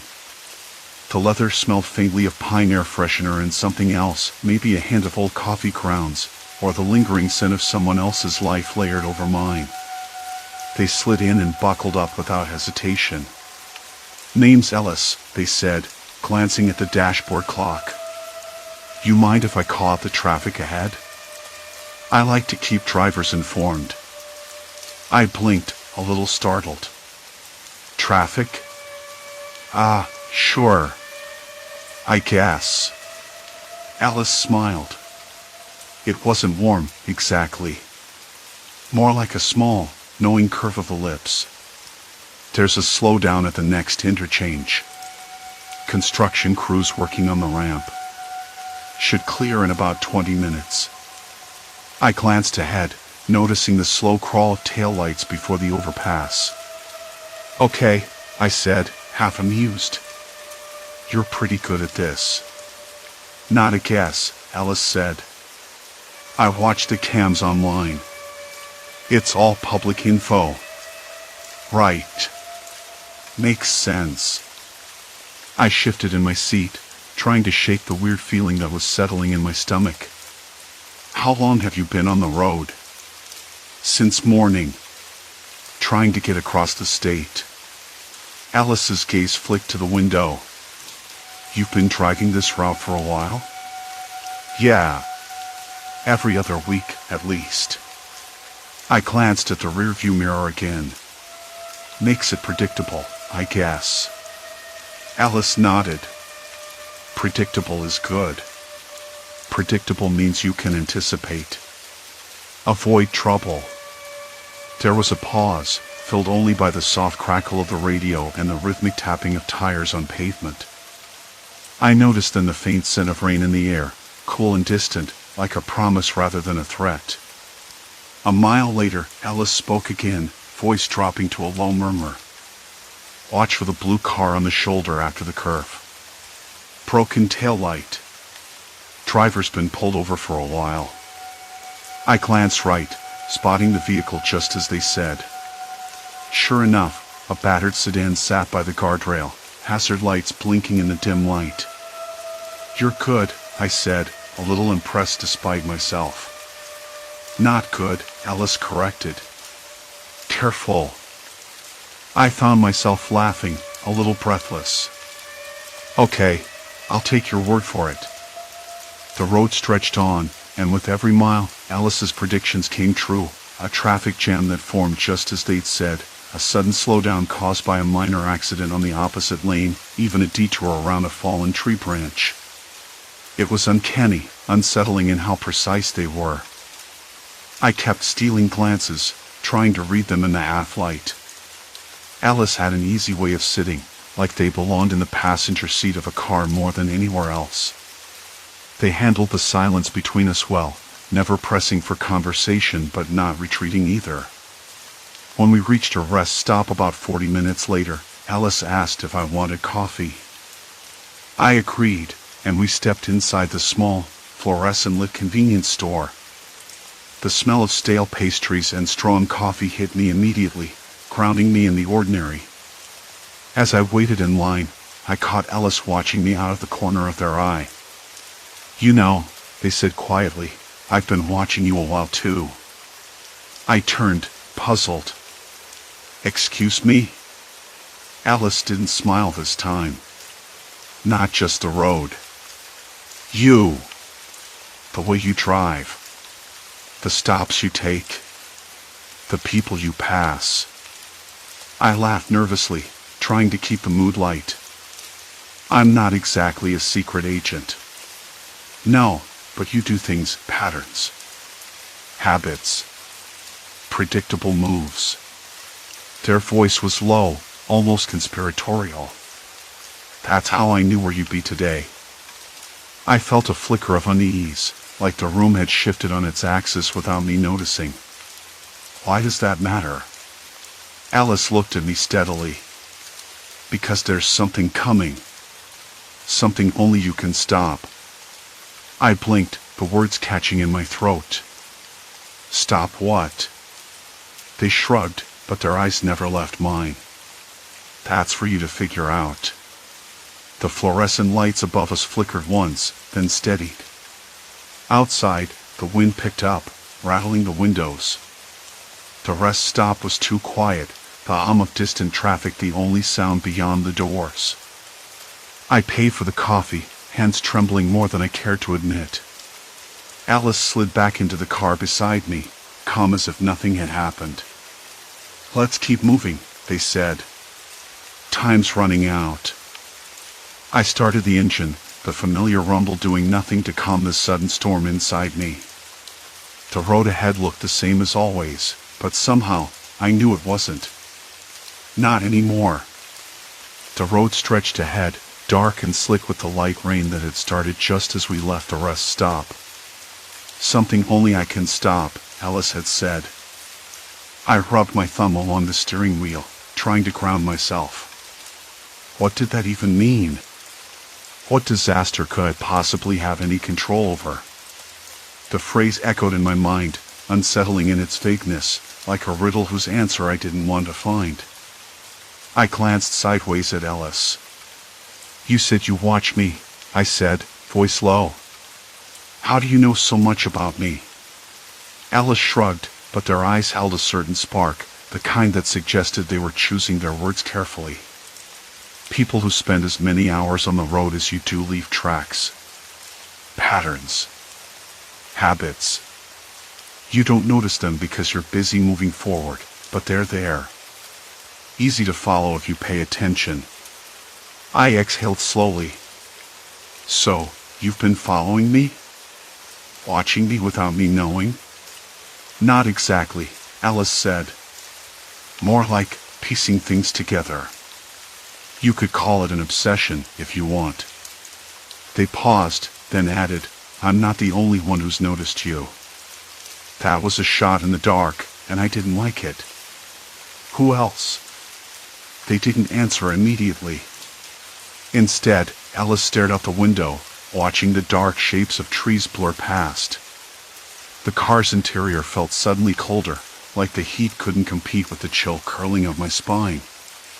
I swallowed. What kind of disaster are we talking about? What do I need to stop? Alice turned to me, their expression serious but calm. I don't have all the details. But it's tied to the route you take every day, the stops you make, the timing. Something that's building up. You're the only one who can recognize it before it's too late. The words weighed on me like a stone in my chest. I wanted to ask more, to demand answers, but the car's gentle hum and the rhythmic slap of tires on wet asphalt seemed to fill the space between us with silence instead. We drove on, the highway empty except for the occasional distant headlights flickering like fireflies. I tried to think about the day ahead, but my mind couldn't settle. Alice was watching me, knowing things I hadn't even admitted to myself. The next morning, I woke up with a dry throat and a headache that throbbed behind my eyes. The details from last night kept circling, relentless. I paced my small apartment, the floor creaking under my feet. Coffee was bitter and burnt, barely cutting through the fog in my head. I pulled out my phone, scrolling through messages, emails, anything that might explain why someone would care so much about my movements. Nothing unusual. No threats, no strange contacts. Just the usual mix of work updates and missed calls from my sister. Still, Alice's words gnawed at me. Something only you can stop. I replayed the route I took every day, the corners I turned without thought, the long stretches where I let the radio fill the silence. Had I missed a pattern? A sign? I decided to start keeping track. Every stop, every delay, every odd moment. I scribbled notes on a small notepad, the paper rough beneath my fingers. At the gas station, I jotted down the time, the license plate of the car next to me, even the smell of spilled fuel mixed with pine from the nearby woods. Alice's predictions had been accurate, too accurate to ignore. Traffic jams, accidents, even small detours, they all happened just as they said. That meant they had sources, or a way to see things I couldn't. But why focus on me? And what was coming? That afternoon, I called my sister. Her voice was warm, a familiar comfort. Hey, you sound tense. Everything okay? Just, something strange happened, I said, trying to keep my voice steady. I told her about Ellis, their predictions, the cryptic warning. She paused, then said quietly, maybe you're overthinking it. Could be someone messing with you. Maybe, I agreed, but her words didn't settle the knot tightening in my gut. Later, I met Ellis again, this time at a diner far off my usual path. They were waiting in a booth, their expression unreadable beneath the flickering neon light. The place smelled of grease and stale coffee, with the low murmur of other patrons blending into the clatter of dishes. Thanks for coming, Alice said, sliding a folded piece of paper across the table. I unfolded it carefully. The page had a list of locations, times, and brief notes: intersection closed, accident, minor injuries, roadworks delay. All points along my route, dated for the past week. Where did you get this? I asked. Alice shrugged. A friend. Someone who watches the cameras. Cameras? My voice had an edge I hadn't intended. Traffic cams, security feeds. Everything's connected. You'd be surprised how much you can learn when you look. I studied the paper, feeling a mix of fascination and dread.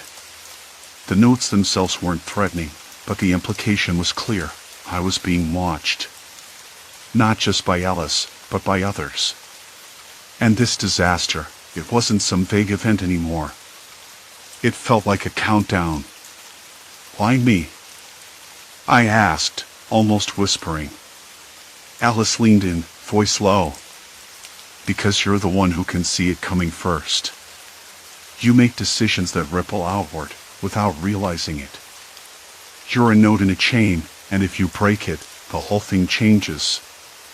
The diner's lights flickered again, casting brief shadows that danced across Alice's face. I looked away, the weight of responsibility settling heavily on my shoulders. When I left, the rain had started again. The cold drops tapped against my skin, slick and sharp. The night smelled of wet asphalt and something faintly metallic. I pulled my coat tighter and headed back to the car, senses heightened in a way that made every sound and smell feel amplified. The world was shifting, and I was caught in the middle. As I started the engine, my phone buzzed. A message from an unknown number. You're closer than you think. Watch your left at mile marker 17. I glanced at Ellis, who was already looking at me, eyes steady, unreadable. The storm wasn't just coming. It was here. The rain hadn't let up. I checked the phone again. The message from that unknown number glared back at me. You're closer than you think. Watch your left at mile marker 17. My throat tightened. How had they known I'd be on this exact stretch of road, at this exact time? There was no way this was coincidence anymore.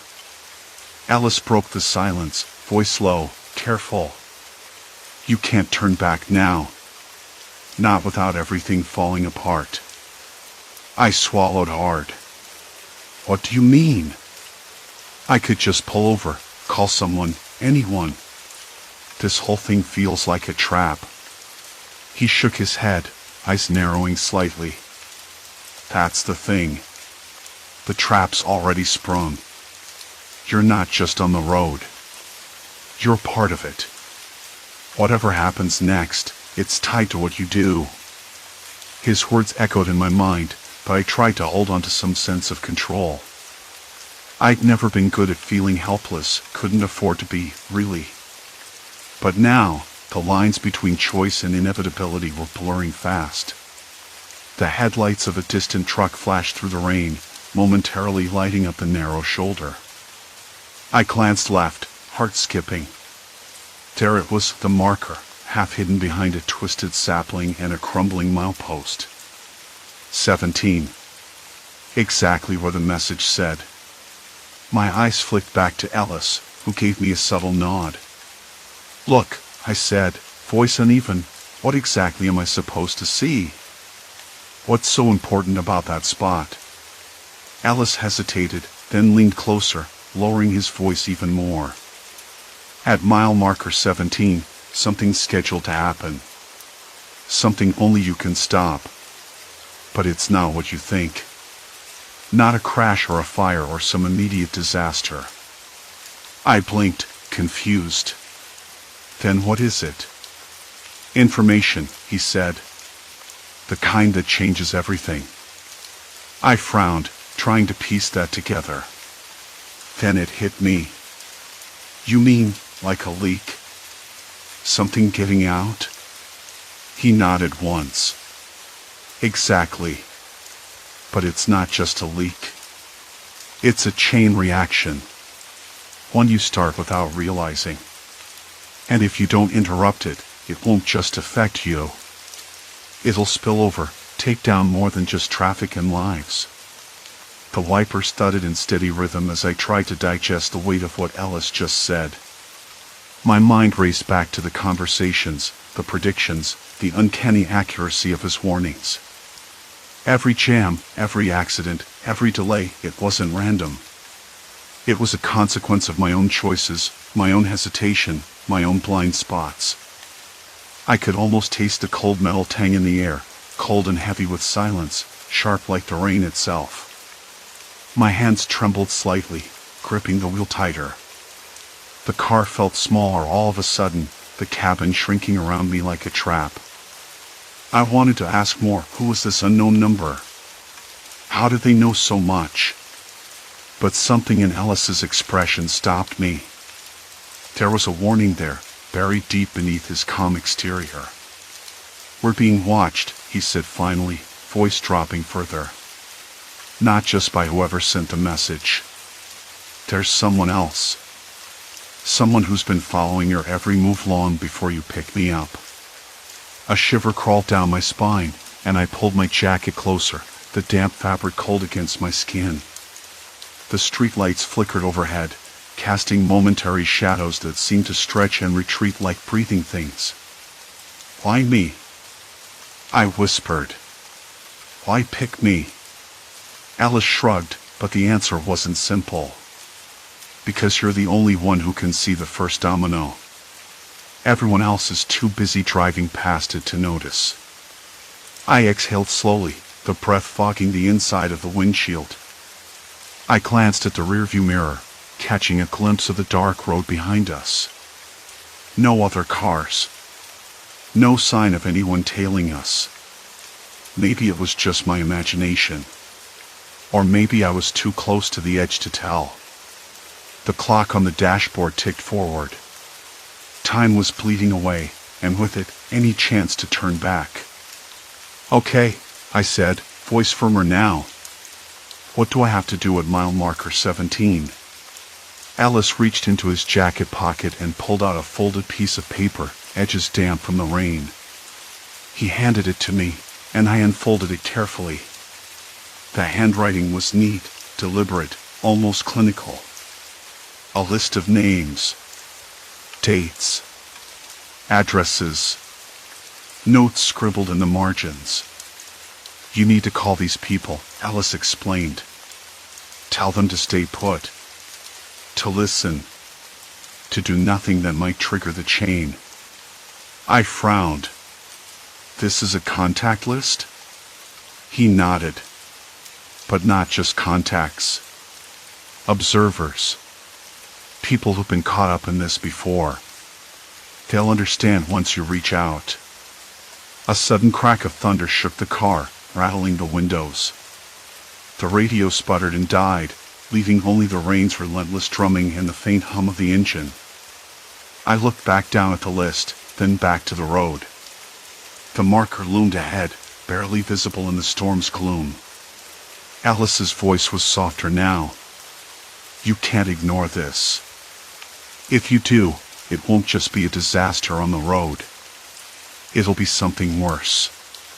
Something that follows you. I swallowed the lump forming in my throat. The choice felt less like a choice now and more like a sentence. I flicked the turn signal and slid the wheel left, pulling onto the narrow shoulder beside mile marker 17. The rain blurred the world outside, turning the familiar into something alien and unforgiving. I stepped out, the cold water soaking through my shoes, the air thick with the scent of wet leaves and something metallic, oil, maybe, or rust. The world was quiet except for the rain and the distant hum of tires on wet pavement. I scanned the roadside. Nothing but the old sign, its paint peeling, the numbers faded but still legible. I reached into the glove compartment for my phone, hands slick from the rain, and stared at the screen. No signal. The car's engine ticked softly behind me, the only reminder that I wasn't alone. Alice's words echoed, "You're the node. The point of no return." I looked back at him, and for the first time, I saw something in his eyes that wasn't just knowing, a shadow of doubt. Or maybe fear. The rain intensified, and the night seemed to press closer, folding around us like a living thing. And then, from the darkness beyond the trees, a faint light flickered. A figure. Watching.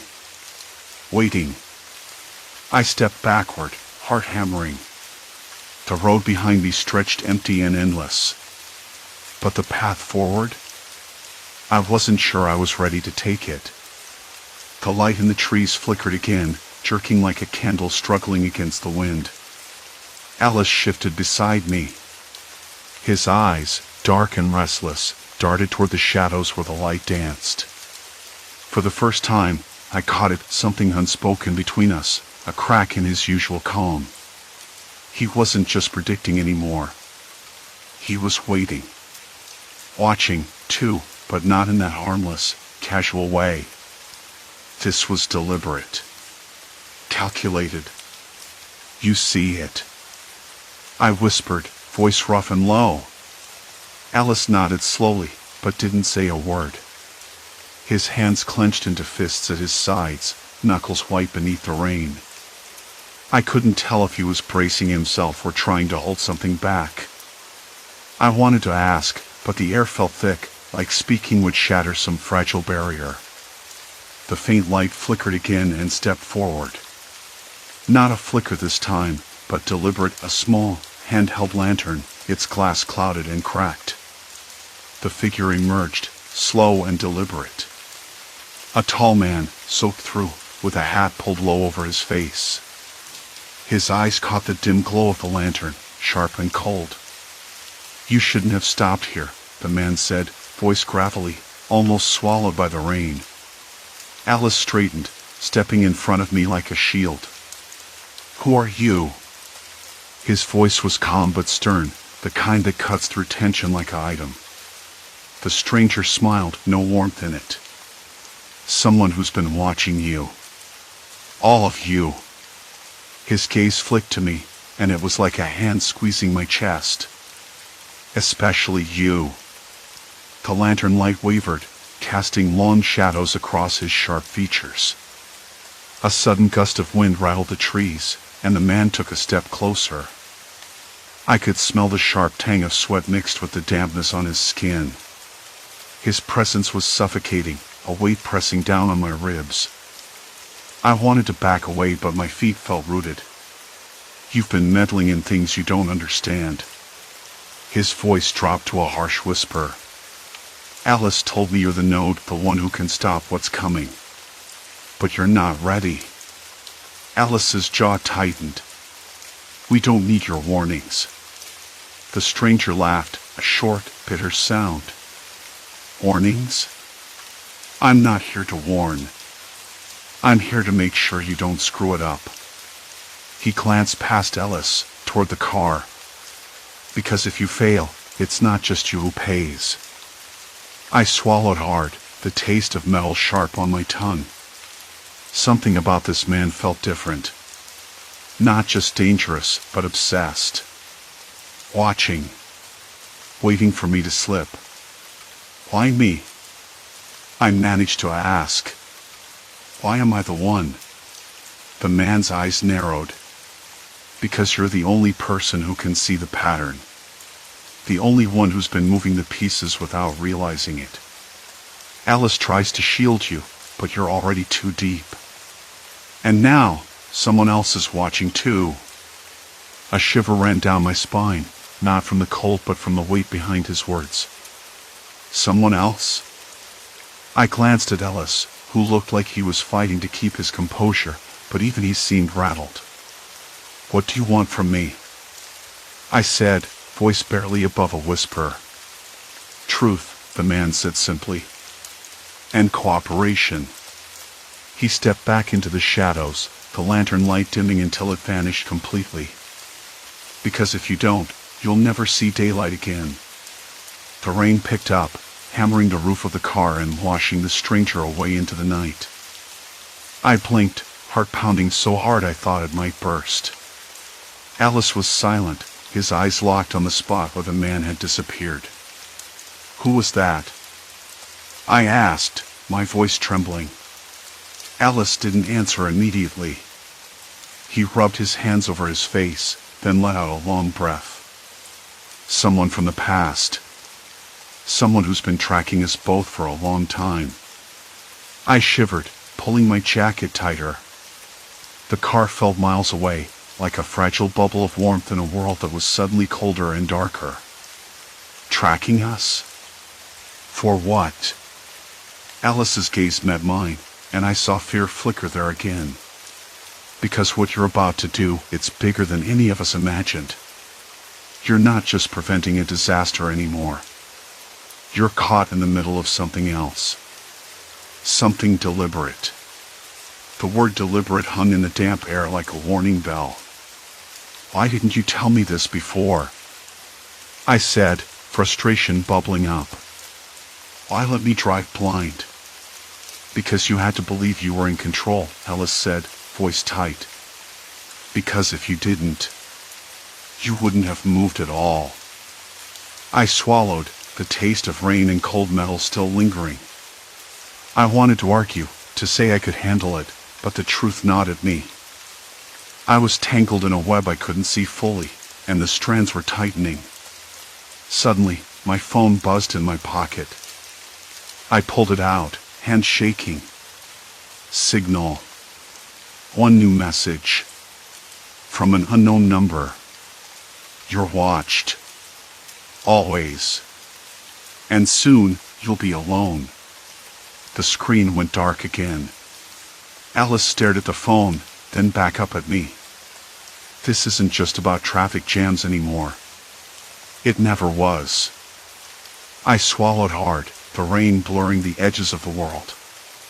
The car, the road, the trees, they all seemed to lean in, waiting. Watching. I was the node.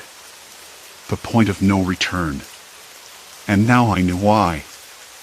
Because the disaster wasn't coming from outside. It was already inside the circle. The light flickered again, deeper in the woods. And the night was far from over. The sky was bruised purple when I finally pulled into the parking lot of the little coffee shop just off the highway. The air smelled of damp asphalt and old leaves, that unmistakable scent that sticks to your clothes after rain, even hours later. I sat in the driver's seat for a long moment, letting the engine tick and cool, trying to sort through everything the hitchhiker had said, the way they'd watched me, knew me, predicted not just traffic but moments in my life I hadn't shared, moments I hadn't even realized were visible. Their final warning had settled in my gut like a stone. "This is the disaster only you can prevent," they said, voice low and steady, eyes locked on mine like they could see right through to the part of me I didn't want anyone to touch. I didn't want to believe it. Not because it sounded impossible, it didn't. But because it meant I wasn't just a random driver on a highway. I was a target, or worse, a linchpin in something I barely understood. I stepped out of the car, the chill air prickling my skin through the thin jacket I wore.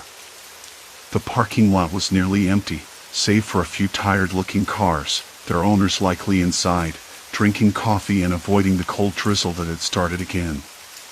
A distant dog barked twice, sharp and sudden, cutting through the quiet. My fingers trembled as I fumbled with the door, shutting it behind me with a soft click. The coffee shop's windows were fogged, streaked with raindrops, distorting the faces inside. I caught a glimpse of my own reflection, pale and tired, eyes rimmed with sleepless nights and too many questions. I told myself I was crazy. That someone had to be. Yet, the hitchhiker's words echoed, "Watch closely, act carefully, or the disaster comes." I couldn't shake the feeling that they'd been watching me for days, maybe weeks, studying my habits, my routes, even the times I'd paused to scratch my chin or tap my fingers on the steering wheel. Inside, the shop buzzed with the low hum of conversation, the clink of cups, and the hiss of the espresso machine. The scent of roasted beans was comforting, almost normal, but I felt like an intruder in a story I no longer understood. I sat in a corner booth, staring out at the rain streaking down the glass. I needed to think. To piece together what the hitchhiker had meant. They hadn't said what the disaster was. Not explicitly. Just enough to make me feel responsible and terrified. Why me? The question circled in my mind like a vulture. I sipped my coffee, too bitter, but it kept my hands busy. My phone buzzed silently in my pocket. I ignored it. I wasn't ready to face anything yet. Minutes passed, or maybe hours. Time was slippery. I looked up when the door chimed, and the bell announced a new customer. My breath caught. It was them. The hitchhiker. They didn't look the same as that first day, when I pulled over on the shoulder, the rain slicking the road and my nerves. That day, they were a shadow among shadows, a stranger with a knowing smile. Now, they seemed smaller, almost fragile, their clothes soaked through and clinging. They slid into the booth opposite me without a word. The scent of damp wool and something faintly metallic clung to them, like the smell of old pennies or faded memories. I swallowed against the sudden tightness in my throat. "Did you stop?" they said softly, "because you were scared?" I blinked. Maybe. The word tasted bitter. They nodded. Good. Fear can be useful. I laughed, short and hollow. "You're full of helpful advice, aren't you?" Maybe. Their eyes flicked to the window, watching the rain. "I told you I'd watch closely." "Why?" "Why me?" They hesitated. "Because you're the only one who can stop it. The disaster, I mean." "And what is it?" I pressed, voice low, urgency creeping in. They looked at me, really looked, like they were trying to decide whether I was ready to hear it. "It's not what you think. It's not a crash or an accident on the road. It's a moment you will create or prevent. A moment of choice." I frowned. Choice? About what? "The truth," they said, voice barely above a whisper. "About who you really are. About the lies you tell yourself every day. If you don't stop, if you don't change course, the disaster won't be on the road. It'll be in here. They tapped their chest, just over their heart. I felt a cold flush spread through me. The hitchhiker wasn't talking about traffic anymore. They were talking about me. My life. The secrets I bury beneath routine and habit. Look, I said, voice steadier than I felt. I don't know what you want from me. I don't know who you really are. But if you think I'm going to just sit here and listen like some kind of oracle, you're wrong. They smiled then, a sad, knowing smile. No one listens until they have to. I wanted to argue, to tell them to leave. Instead, I found myself asking the question I'd avoided for years. Why did you watch me? Because someone has to, they said simply. Because you don't see yourself clearly. Because the disaster is coming, and it's not on the road, but inside you. I closed my eyes. The weight of it pressed down, a slow, suffocating pressure. I tasted metal again, like when your mouth goes dry before a panic attack. When I opened them, the hitchhiker was gone. I blinked, stunned. No sign they'd ever been there except the cold air where they'd sat, and a faint trace of that metallic scent. I finished the coffee, now lukewarm, and stepped outside. The rain was lighter, just a drizzle, and the streetlights cast long, trembling shadows. For the first time in a long time, I looked at myself in the reflection of a darkened window. Really looked. Who was I, if not the person I pretended to be? The hitchhiker's warning wasn't about a highway accident or a jam I could avoid by taking a different exit. It was about me, about the moments I let slip by, the truths I refused to face. I walked back to my car, the damp leather of the seat cold beneath my fingers as I slid in. The engine turned over, steady and sure. I started to drive, not away from the disaster, but toward it. I didn't know what awaited me down the road, but this time, I was ready to meet it. The night air was sharp in my lungs, the hum of tires on wet asphalt a strange kind of comfort. I had a choice now, to keep running, or to finally stop and see myself clearly. I chose to stop. Silence. Complete silence.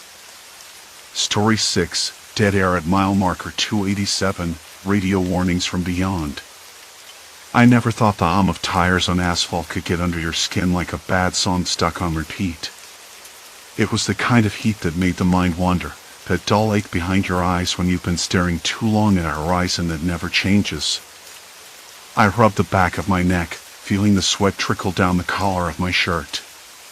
The truck's dashboard clock blinked 7:13 p.m., but the sky still held onto daylight stubbornly, like it wasn't ready to give into the night just yet. I flicked on the CB radio, a habit I picked up years ago, more for company than anything else. Static hissed in my ears, a familiar white noise that filled the quiet space between songs on the radio.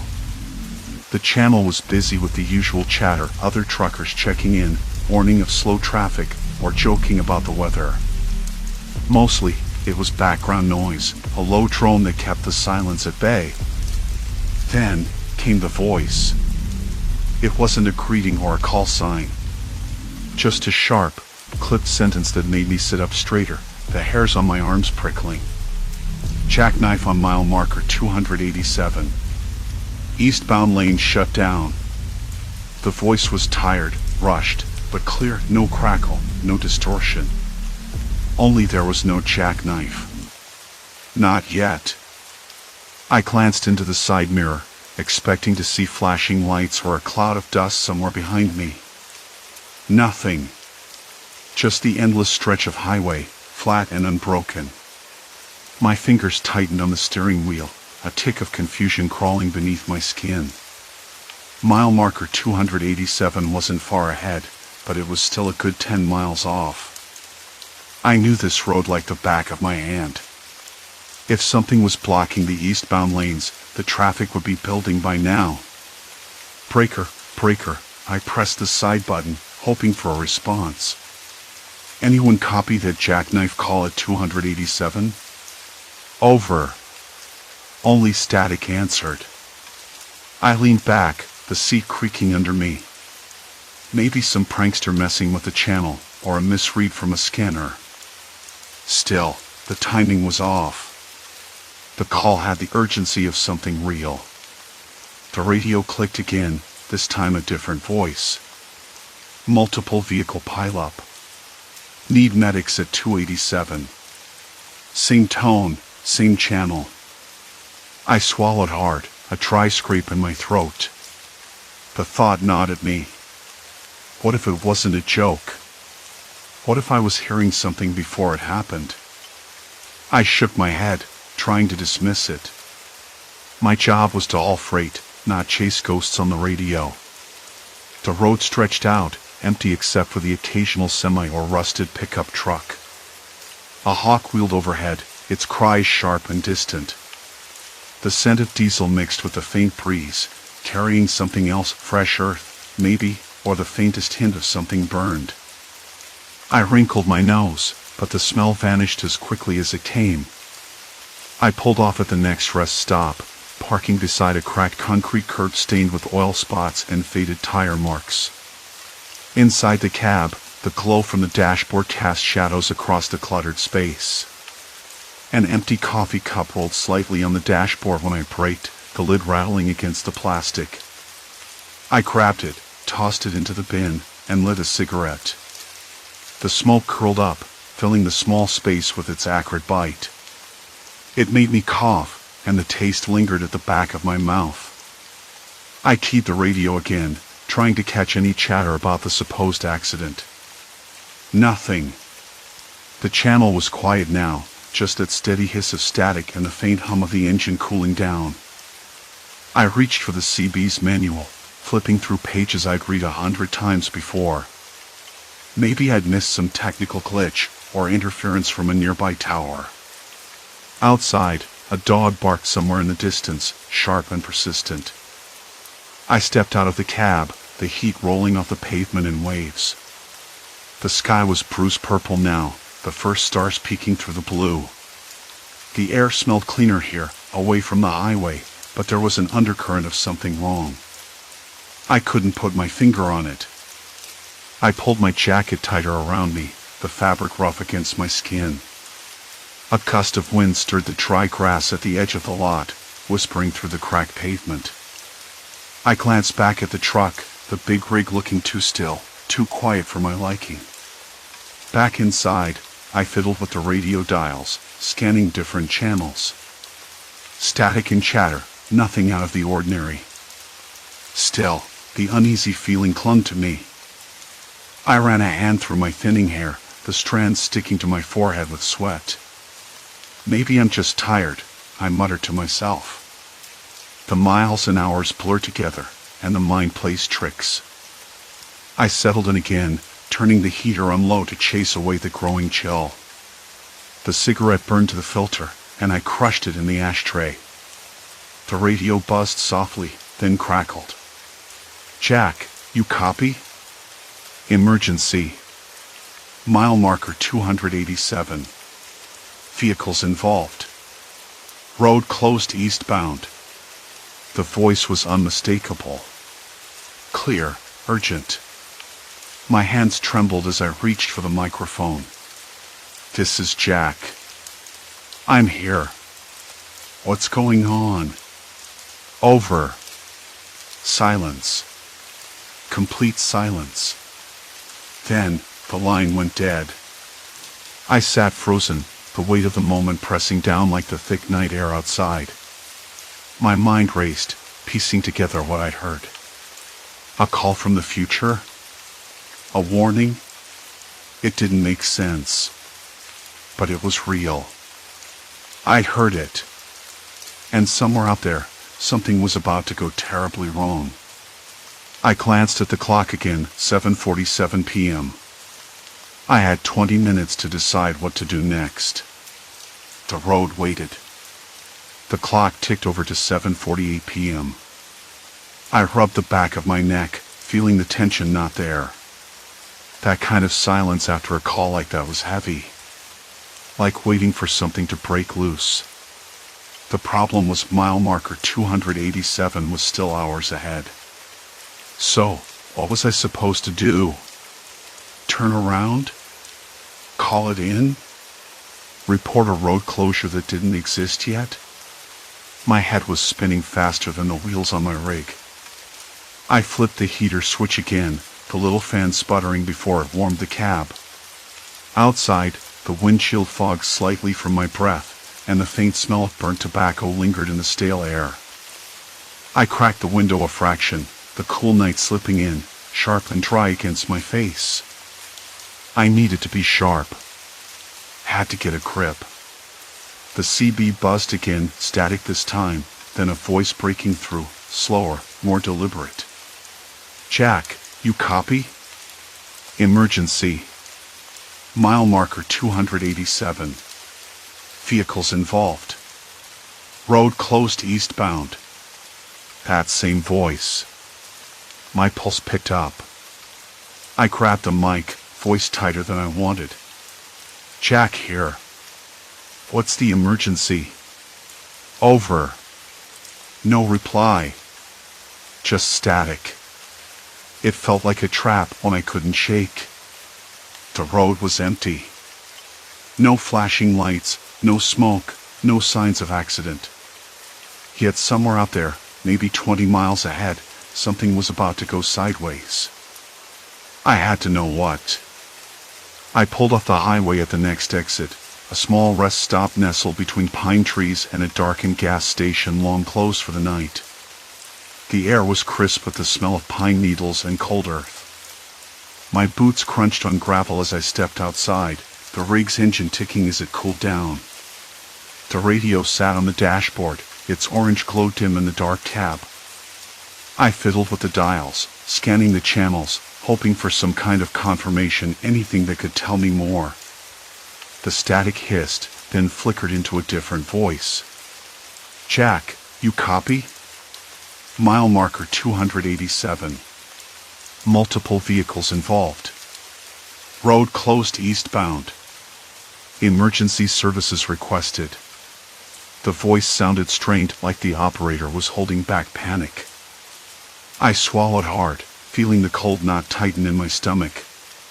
This wasn't just a random call. It was real. And it was coming. I looked around the truck stop, a handful of cars parked, their owners nowhere in sight. The silence was thick, broken only by a distant dog barking and the occasional rustle of dry leaves skittering across the asphalt. The moon hung low, casting long shadows that stretched like fingers across the ground. I climbed back into the cab, heart thudding. The radio crackled again, this time with a different message. Jack, urgent. Mile marker 287. Vehicles involved. Road closed eastbound. Multiple injuries reported. Roads icy. Drive with extreme caution. I frowned. Roads icy? The forecast hadn't mentioned anything about ice, and the temperature gauge on my dash showed a steady 38 degrees Fahrenheit. Still, I knew better than to trust weather reports blindly. Sometimes the microclimates were brutal, especially in these parts.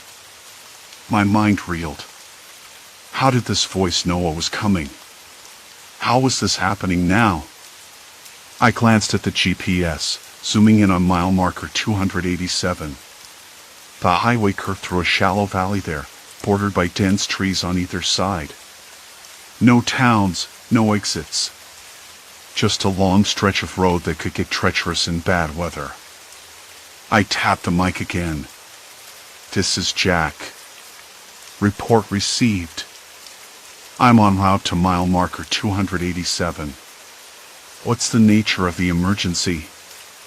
Over. Static. Then nothing. It was like calling into a void. I sat back, eyes scanning the darkened highway ahead. The truck's interior smelled faintly of old coffee and leather, a scent I'd come to associate with long nights on the road. My fingers drummed nervously on the steering wheel. I had to get there. I had to see for myself. The truck's engine roared as I pulled back onto the highway. The radio stayed silent for a while, then buzzed again with a different voice, this one scratched and crackly, almost indecipherable. "Jack. This is Sam. Mile marker 287.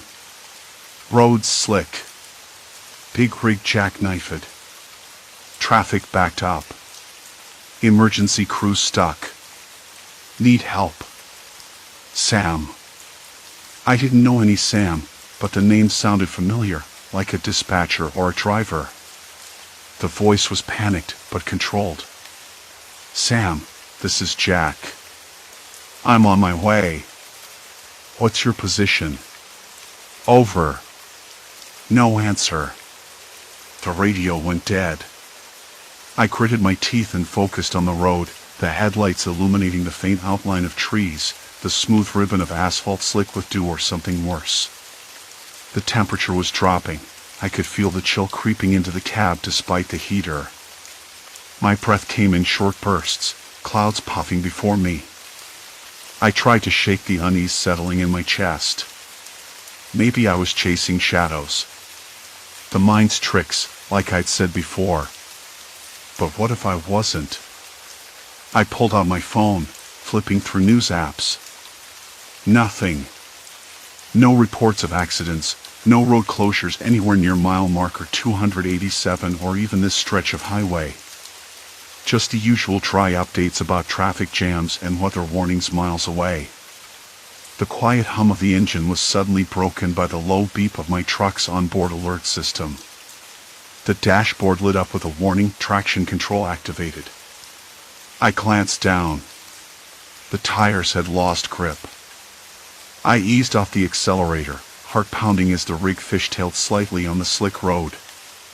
I gripped the wheel tighter, the rough leather creaking beneath my palms. The radio crackled again, louder this time. "Jack. Sam here. Big rig jackknifed at mile 287. We're stuck. Traffic jam forming fast. Emergency crews can't get through. Road icy. Need assistance. Repeat, need assistance." The voice trembled with urgency now. I pulled over to the shoulder, the tires crunching on gravel. My breath came out in white clouds. The cold had gone from a nuisance to something sharp and biting, seeping through the cab's insulation. I could hear the faint hum of engines and, weirdly, the distant blare of horns, though the highway had been empty just moments before. I flicked on the CB mic again. "Sam, this is Jack. I'm here. Tell me what you need." Over. Static. Then a different voice, low and hurried. "Jack, listen. It's not just ice. There's something else. Roads compromised, bridge ahead, unstable. Vehicles can't cross safely. Emergency crews stuck, can't get through. You need to turn back." A cold knot formed in my gut. That voice wasn't Sam, but it sounded like someone who knew what they were talking about. "Who is this?" "Identify yourself." "Over." No reply. The radio died again, leaving me with the pounding of my heart and the cold night pressing in. I sat frozen, the cab's heater struggling against the chill, the silence stretching thick and heavy. Outside, the faint sound of tires skidding on wet pavement reached my ears. The thought chilled me to the bone. It was close. Too close. I reached for my phone, fingers trembling, but the screen was blank, no signal. I wasn't supposed to be this far out, not without coverage. The realization hit me like a punch. I was alone. No backup. No help. And whatever was coming, it was about to trap me in the middle of it. I looked back down the highway, the headlights of a slow-moving line of vehicles appearing through the trees. They weren't just stuck. They were trapped. And the clock was ticking. I gripped the wheel harder, knuckles white. I had to get to mile marker 287. I had to find Sam. I had to figure out what this was before it was too late. The radio blinked to life one final time. Jack. Don't trust the road. Then silence. My breath caught the night pressed in harder than before, thick and uneven like spilled oil. Inside the cab, the heater rattled its last breaths, and cold seeped through the cracked rubber seals around the windows. I kept the mic close, finger twitching over the button, waiting for anything to come through the static. But the radio stayed dead, as if the night itself swallowed every sound. That warning voice, urgent but clipped, still echoed in my head. Not Sam. Someone else. Someone who knew what was waiting ahead. The bridge, unstable. Emergency crew stuck. Road compromised. The kind of message that sticks in your throat and won't let go. I leaned forward, elbows on the dashboard, staring out at the dark ribbon of highway curling into the distance. No headlights. No movement.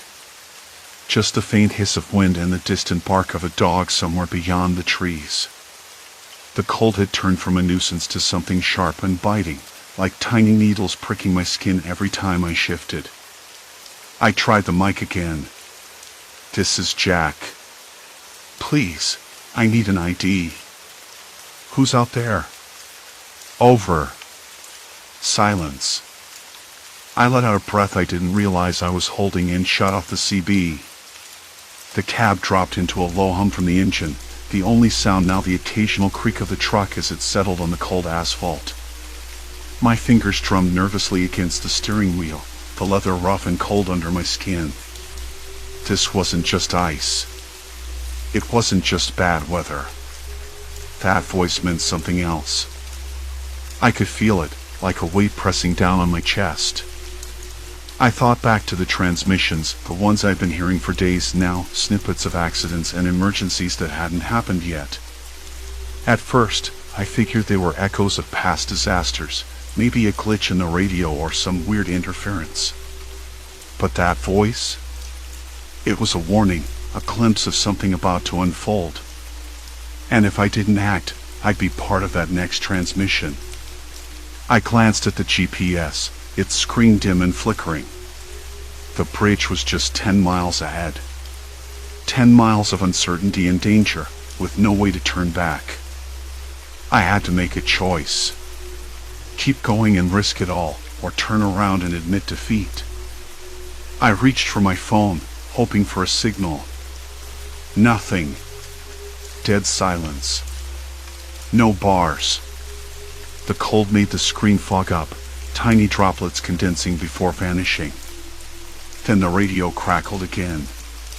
Not on CB, but a faint, distorted voice through the auxiliary channel.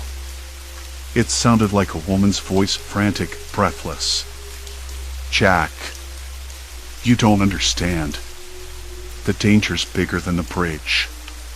They're coming. I slammed my hand on the dashboard.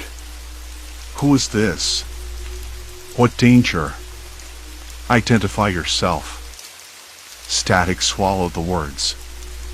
I sat back, heart hammering. My hands trembled, the cold making it worse, but it wasn't just the temperature. Something was closing in, and I was caught in it. The truck's heater coughed, then died completely. The cab plunged into a cold silence. Outside, the wind picked up, rattling the side mirrors. A low rumble echoed in the distance. Not thunder. Not a car. Something else. I forced myself to start the engine again. The truck groaned to life, the heater sputtering back on. I needed to move, needed to get to that bridge and see for myself what was waiting.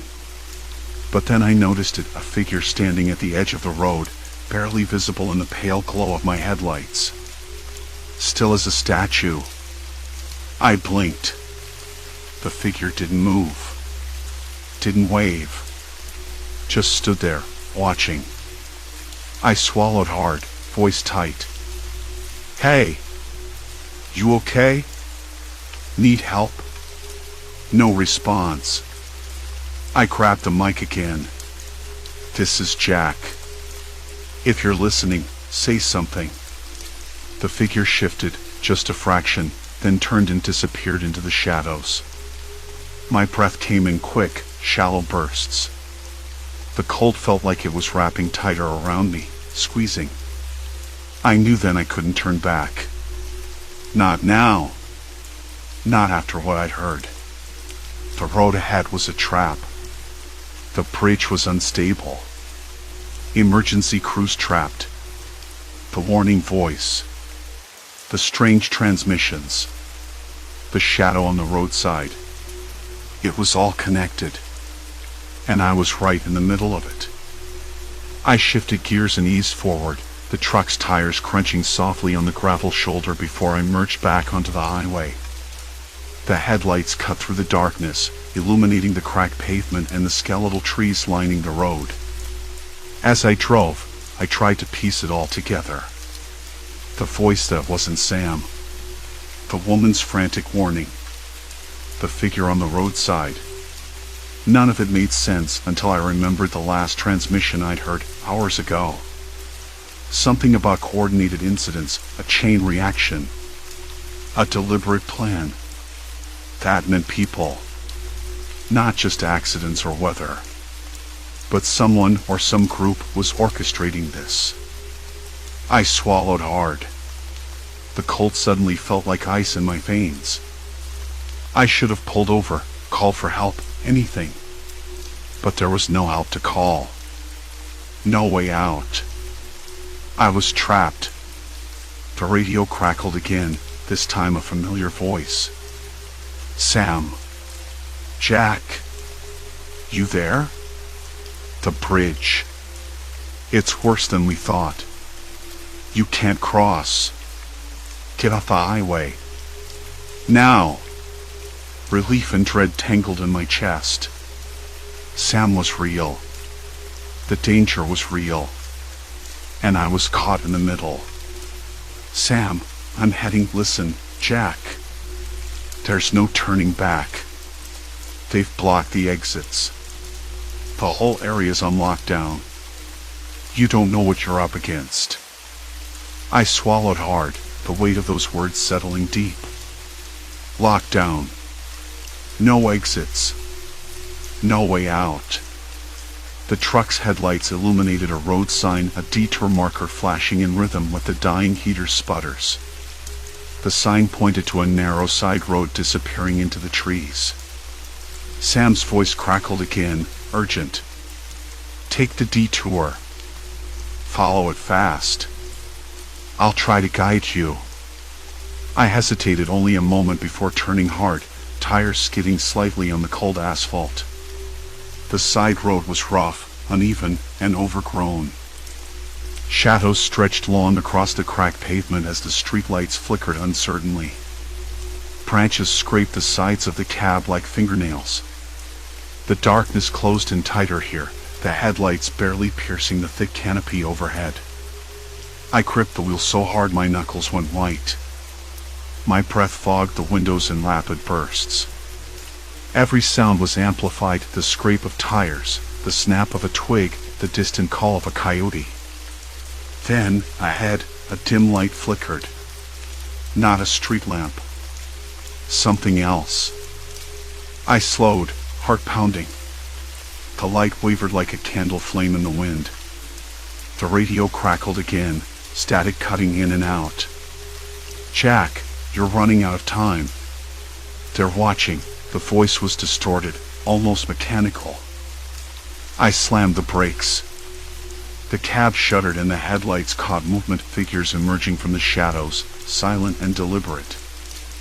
I threw the truck into reverse, tires spinning on loose gravel. The cold air snapped against my face through the cracked window. My mind raced. Who were they? What did they want? Why was I being hunted? This was no accident. No random disaster. This was something else. Something planned. I slammed the mic button. Sam, I'm under threat. They're here. What do I do? Over. Static. Then the faint crackle of Sam's voice, strained, almost a whisper. Jack, trust no one.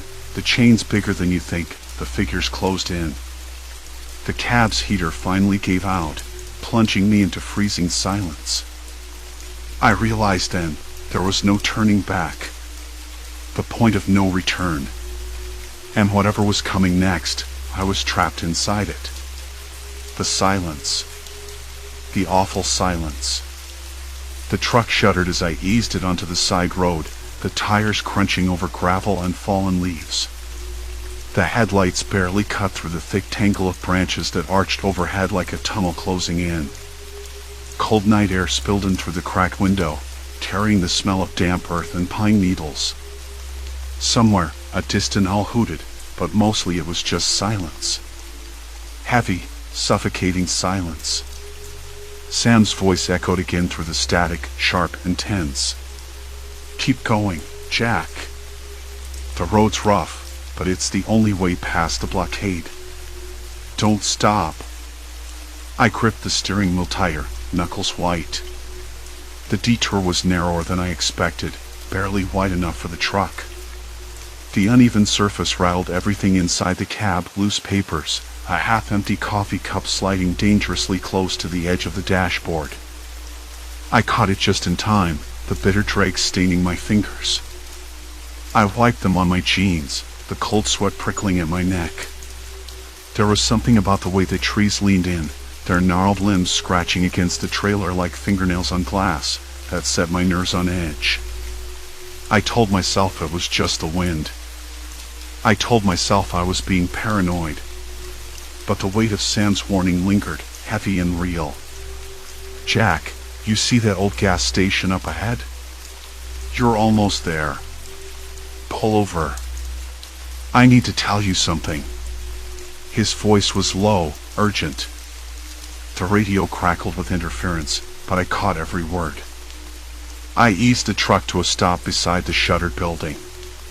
Its faded sign flickered weakly, a ghost of neon swallowed by decades of grime. The windows were dark, the door hanging slightly ajar, creaking with every gust. My breath fogged in the cold air as I reached for the CB mic. Sam, what's going on?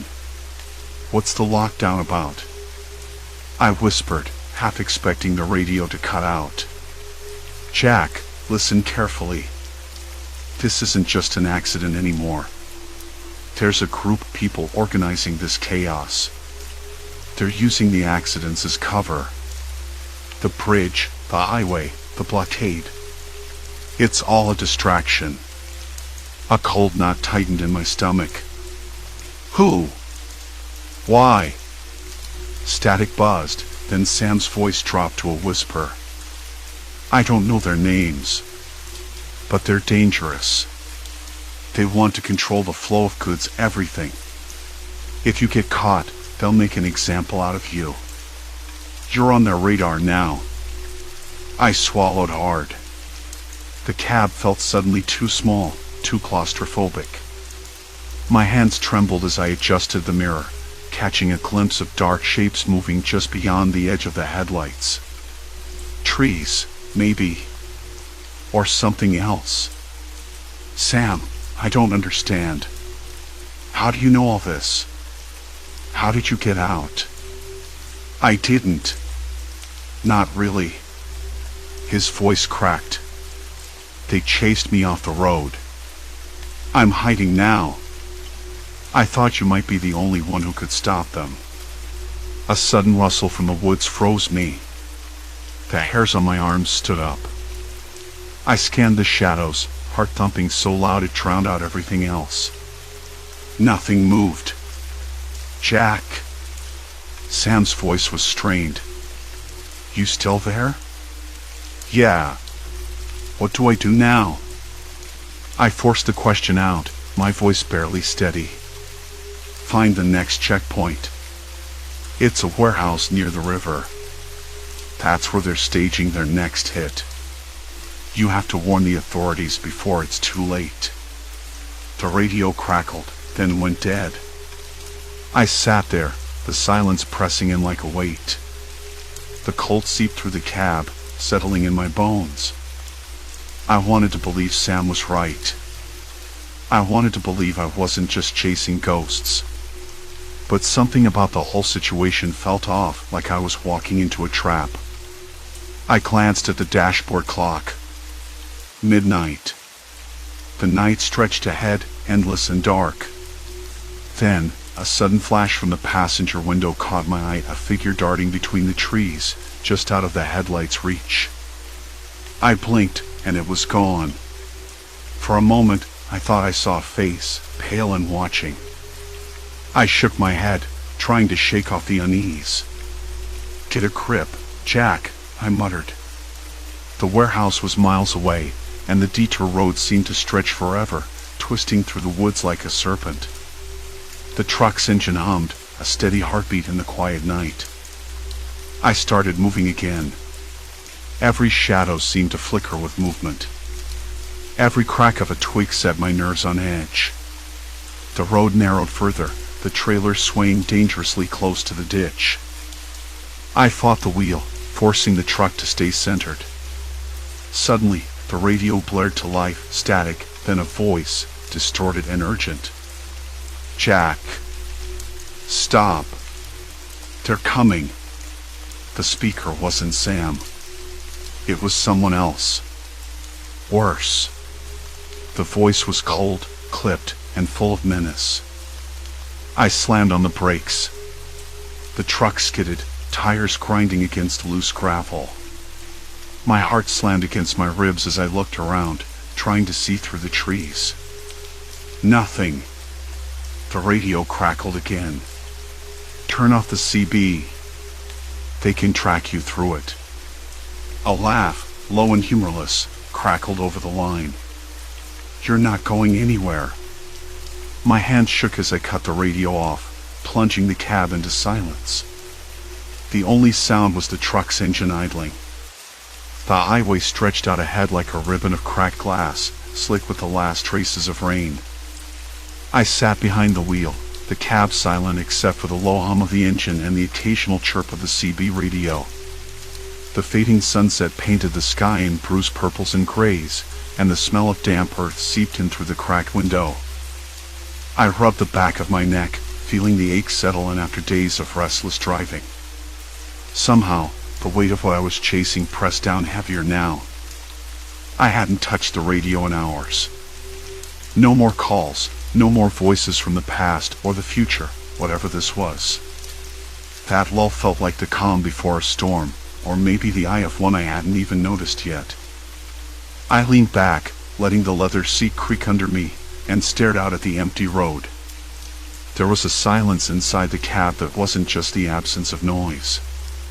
It felt like the quiet between heartbeats, the kind that makes you hold your breath for no reason. The first message had been a crackle of panic, a desperate call for help following an accident that hadn't happened yet. I told myself it was some kind of mistake, a trick of interference. But then the next came another emergency, another warning, and one after that. All of them real. All of them deadly. And now, I was part of it, tangled in a chain of disasters that hadn't unfolded but were already written in static. I reached for the radio, fingers hovering over the knobs. My hand trembled, and I swallowed the dry lump in my throat.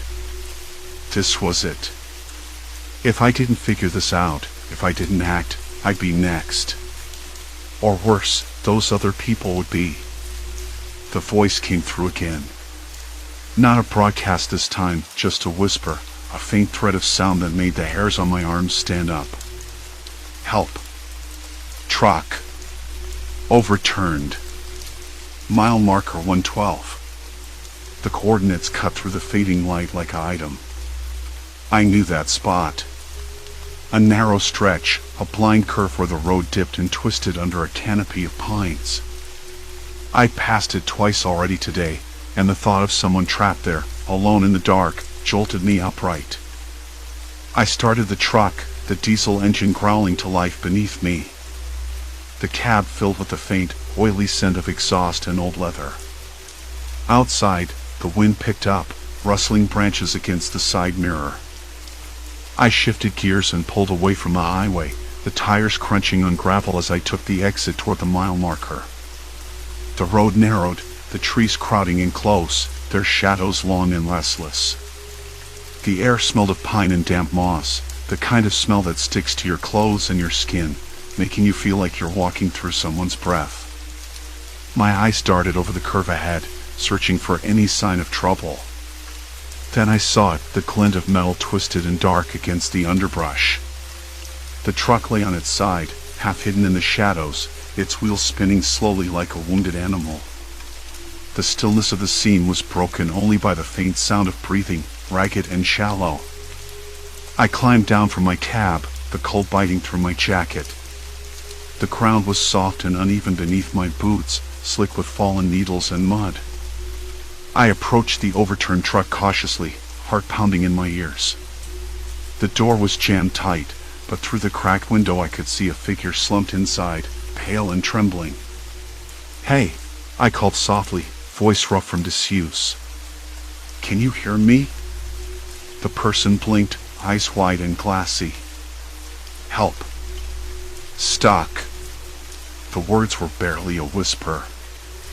I searched the perimeter, looking for a way to pry the door open without risking more damage. My hands found a fallen branch, sturdy but not too thick. Carefully, I wedged it between the door and frame, levering it inch by inch. The metal groaned but held firm. Patience. I couldn't rush this. The radio crackled suddenly, cutting through the stillness with an urgent voice. "Truck 42, are you there? Emergency services are en route. Stay calm, help is coming." I glanced at the radio, then back at the trapped driver. Relief washed over me, but it was mixed with a gnawing dread.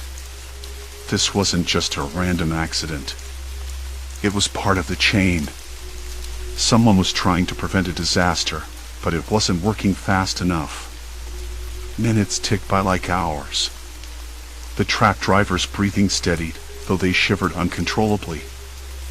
I pulled my jacket tighter around both of us, the fabric rough and warm.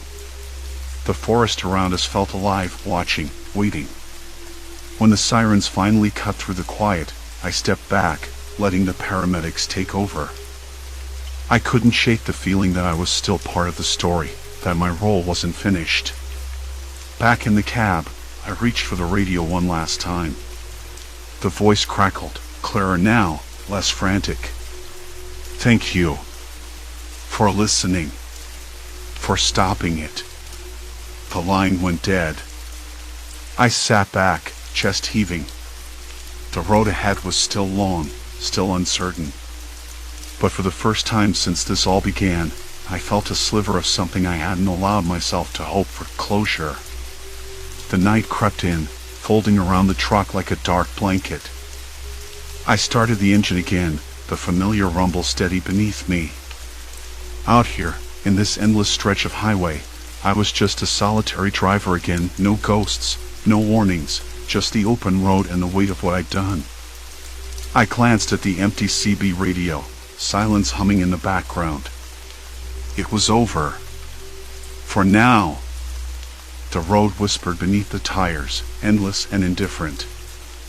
I drove on.